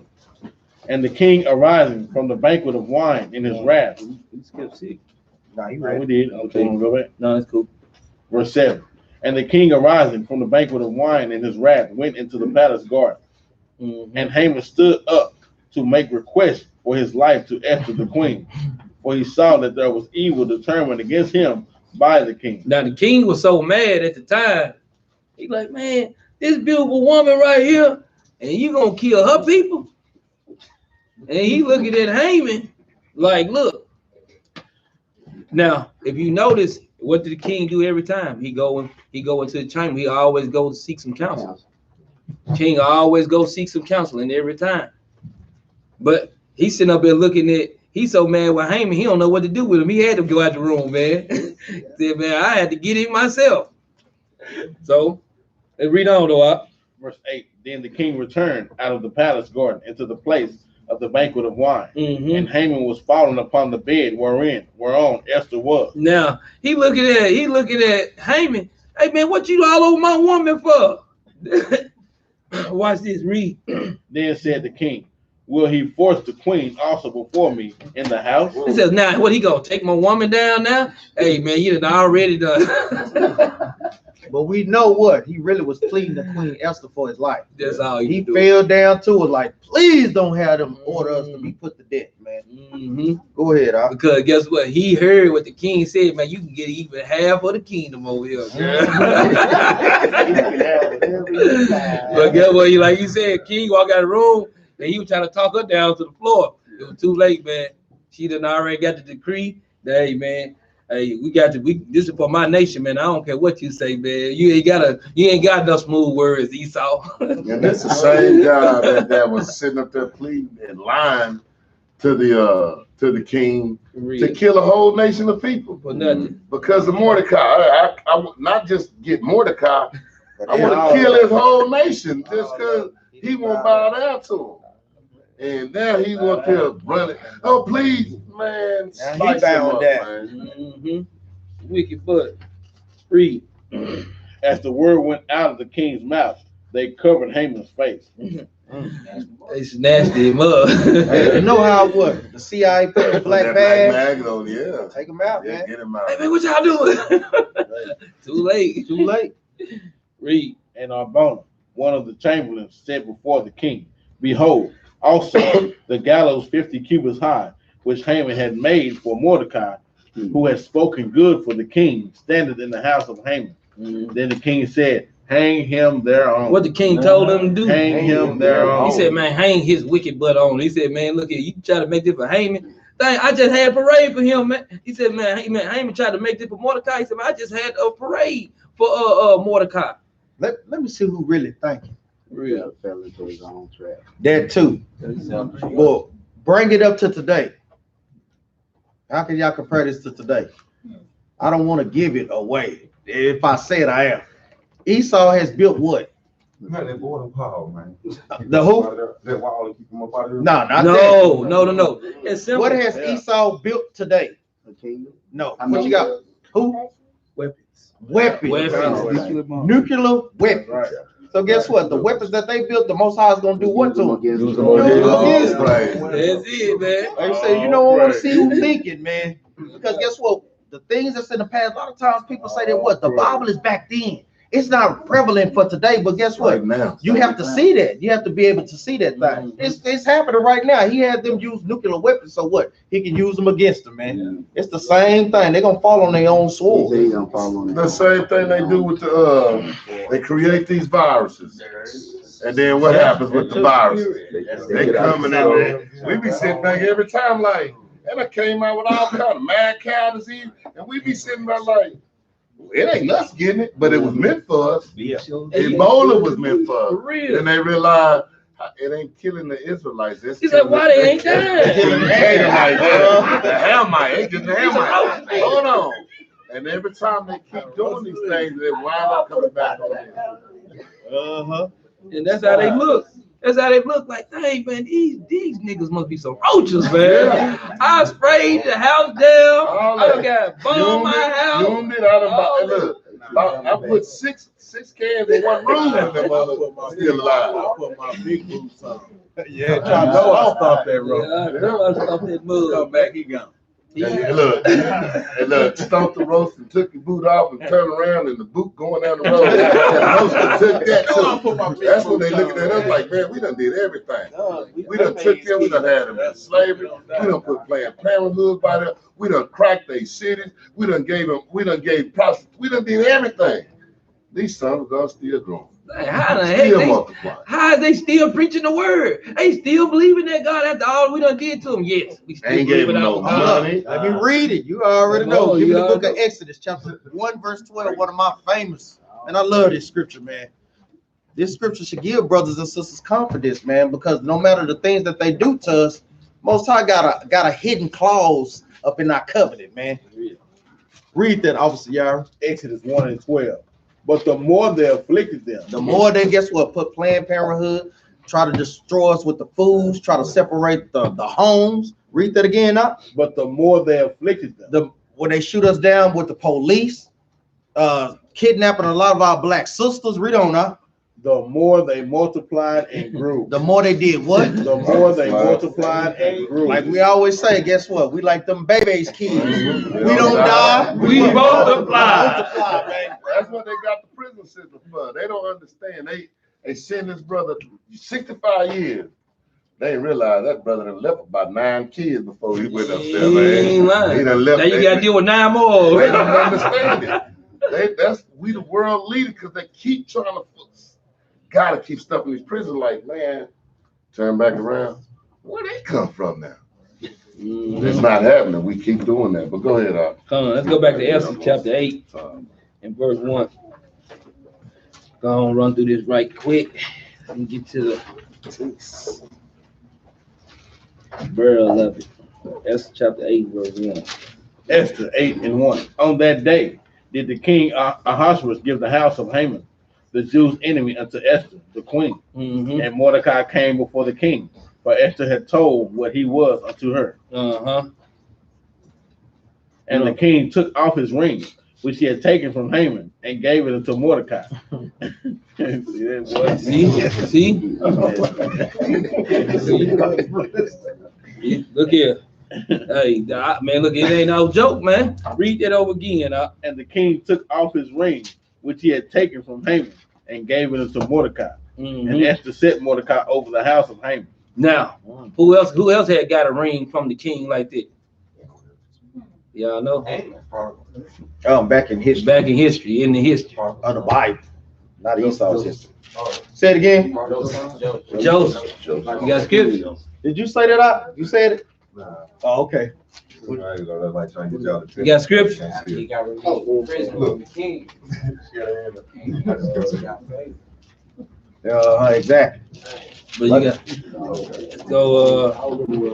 what's it?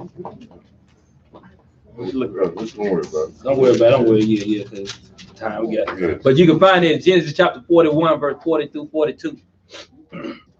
We don't know. And Esther spake yet against before the king, and fell down at his feet, and besought him with tears to put away the mischief of Haman and the Agagite, and his device that he had devised against the Jews. Verse 4. Then the king held out the gold scepter toward Esther. See, because that now he's still finding favor. He's still holding that scepter out. Because guess what? His rules is that she in the prison, he got to keep holding that scepter out because those are the rules of the king's house. Read. So Esther arose and stood before the king, and said, if it please the king, and if I have found favor in his sight, and the thing seem right before the king, and I be pleasing in his eyes, let it be written to reverse from the letters devised by Haman, the son of Hammedatha, the Agagite, which he wrote to destroy the Jews, which are in all the king's provinces. But now she trying to get this letter, she trying to get this decree reversed, man, because it was a contest. Even though Haman died, it's still a contract on their heads. Read. Verse 6. Well, how can I endure to see the evil that shall come unto my people? Or how can I endure to see the destruction of my kindred? Then the king Ahasuerus said unto Esther the queen, and to Mordecai the Jew, behold, I have given Esther the house of Haman, and him they have hanged upon the gallows, because he laid his hand upon the Jews. Write ye also for the Jews, as it likewise you, as it liketh you, in the king's name, and seal it with the king's ring. For the writing which is written in the king's name, and sealed with the king's ring, may no man reverse. Now he telling them that now you need to write, y'all need to write something up to get yourself up out of this situation, man. Read. Then were the king's scribes called at the time in the 3rd month, that is the month 7th, on the 23rd day thereof. And it was written according to all that Mordecai commanded unto the Jews, and to the lieutenants, and the deputies, and rulers of the provinces, which are from India unto Ethiopia, and 127 provinces, unto every province according to the writing thereof, and unto every people after their language, and to the Jews according to their writing, and according to their language. Okay, read. Verse 10. And he wrote in the king Ahasuerus' name and sealed it with the king's ring, and sent letters by post on horseback, and riders on mules, camels, and young Dromedary. Those are young Arabian camels. They got like, I think like one hump or something like that. If you look it up. They smooth. Yeah, it's nice. Yeah. They don't look like the burger. They don't look like the regular one. Yeah, they got the one hump. Jump down chapter 9, verse 1. Chapter 9, verse 1. Mm-hmm. Now in the 12th month, that is the month of Adar, on the 13th day of the same, when the king's commandment and his decree drew near to be put in execution, in the day that the enemies of the Jews hoped to have power over them, though it was turned to the contrary, that the Jews had ruled over them that hated them. Now he turned the table. Now the Jews got rule over people that hated them. Read. The Jews gathered themselves together in their cities throughout all the provinces of the king Ahasuerus, to lay hand on such as sought their hurt, and no man could withstand them. And what did he say? And no man could what? And no man could withstand them, for the fear of them fell upon all people. Jump back up to verse 17, chapter 8, verse 17, because guess what? Like we say, we always want to bring it up to today, man. Read verse 17. Verse 17. And in every province and in every city, whithersoever the king's commandments and his decree came, the Jews had joy and gladness, a feast and a good day. And many of these people of the land became Jews. And what? Read that again. And many of the people of the land became Jews. Read on, for the fear of the Jews fell upon them. Because guess what? That's gonna happen again. What? In the day. It's gonna happen again. They gonna be begging us to be down with us, man, because they know that the Most High God ain't gonna play no games in that day. We promise we'll keep the commandments. We'll keep them. Just let us be called by thy name. And that's what they're saying too. It's not meaning they can become Jews. It's saying that they're gonna go and do our laws and follow the way we do after our God. That's what they're saying. I don't want nobody getting thinking. No, they can be Jews. They can be Jews. No, they can't. Blood, not relation. Exactly. Go ahead. Read. What verse we on? Want to start over at 9? No, 9 3. What we at 3? What we at 3? Yeah. Read on. Verse 3 of chapter 9. And all the rulers of provinces and the lieutenants and the deputies and officers of the king helped the Jews, because of the fear of Mordecai fell upon them. See, now, guess what? Now the fear of Mordecai fell upon them. See, because guess what? We were just in fear just a little while ago. That's that light in the sun that they get exalted now. Now, hey, guess what? We were scared. Now y'all scared now. Because y'all know what's been happening to y'all. Because when we rule, we don't play no games with them neither. Jump down to verse 13. Verse 13.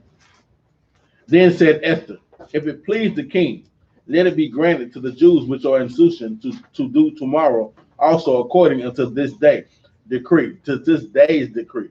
And let Haman's 10 sons be hanged upon the gallows. Now, Haman's 10 sons got to be hanged upon the gallows too. Because guess what? Like Maccabee said, you locked that one up in jail, you got 9 more right there. Now we got to go get them too. We got not only that. Remember, they were the one that when he went home that night, talking that noise. His wife and his 10 children like, yeah, daddy, we finna run this thing. They was all behind him at that time. So think about it. If Haman was like that, when they gonna come behind him and try to do the same thing, so that was smart for Esther. Like, man, hold on, killed him too. So we ain't got to worry about this no more. Go ahead. Read. Verse 14. And the king commanded it so to be done. And the king said, man, go on, kill him. Get him. Read. And the decree was given at Shushan, and they hanged Haman's 10 sons. And they hanged him 10 times. Read. For the Jews that were in Shushan gathered themselves together on the 14th day, also of the month Adar, and slew 300 men at Shushan. But on the prey they laid not their hand. He said on the prey, they ain't take it. Jump down to verse 22. Verse 22. As the days wherein the Jews rested from their enemies, and the month which was turned into them from sorrow to joy. So they slew a lot of men according to verse what's that? They 16. Yeah, matter of fact, jump down to verse 16. We can get the number, then we jump back down. Yeah, verse 16. Verse 16. But the other Jews that were in the king's provinces gathered themselves together and stood for their lives and had rest from their enemies and slew of their foes 75,000. They slew 75,000, man. Read. But they laid not their hands on the prey. Yeah, but they laid not their hands on the prey. See, that's how our people, man. Look, everybody wanted to get down on us.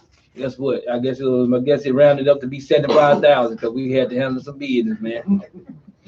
Now jump down to verse 22. Verse 22. As the days were in, the Jews rested from their enemies, and the month which was turned unto them from sorrow to joy, and from mourning into a good day, that they should make them days of feasting and joy, and of sending portions one to another and gifts to the poor. Now, in this high holy day was one of the high holy days that we gave some gifts. We gave gifts out. Read. And the Jews undertook to do as they had begun, and as Mordecai had written unto them, because Haman, the son of Hammedatha, the Agagite, the enemy of all the Jews, had devised against the Jews to destroy them, and had cast Pur, that is, the lot, to consume them and to destroy them. Now, that's going back to what's that Esther chapter 3 and 7. I told you, remember the word Pur?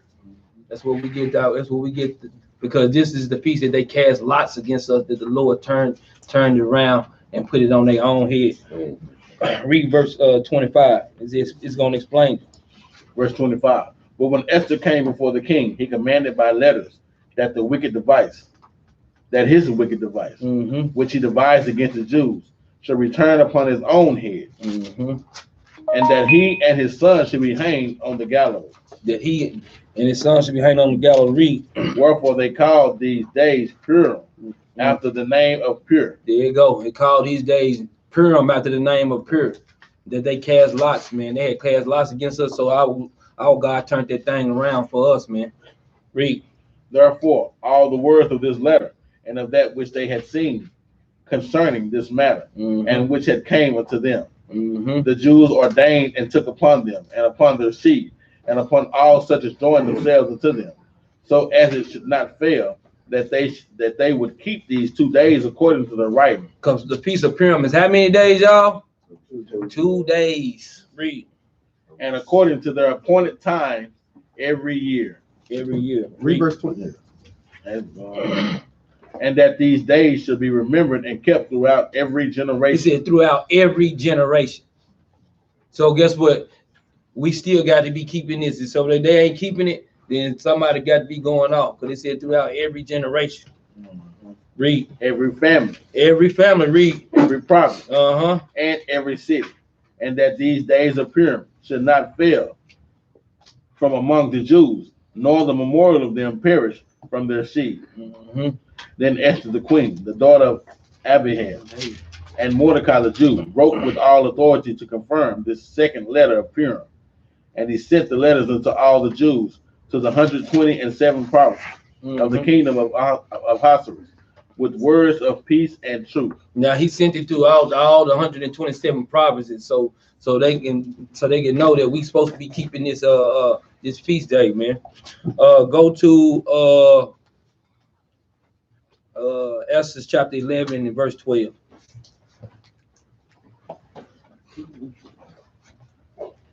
The book of Esther, chapter 11, verse 12.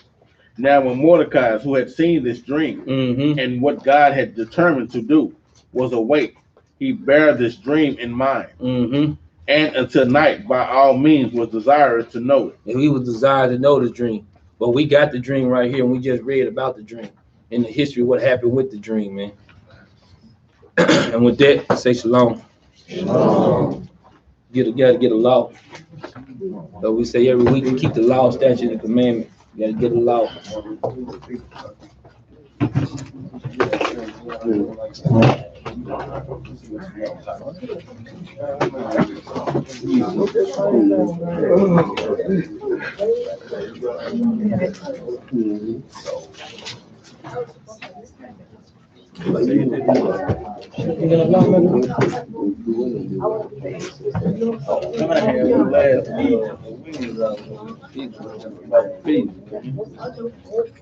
Let me get Leviticus 5 and 4.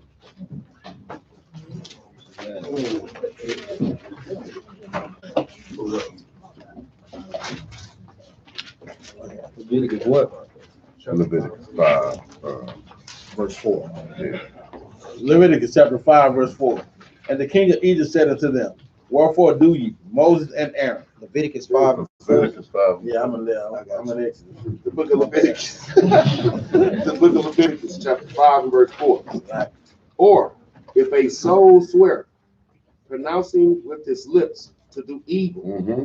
or to do good, Mm-hmm. whosoever it be that a man shall pronounce with an oath, and it be hid from him, when he knoweth of it, then he shall be guilty in one of these. See, a lot of times we join into some of these organizations running around here, taking these oaths, like police officers, military. A lot of times, man, you got to repent if you was in that, took that oath. Because the Most High say, man, we not supposed to be taking these oaths, swearing under nothing but doing what the Most High God said. What's that?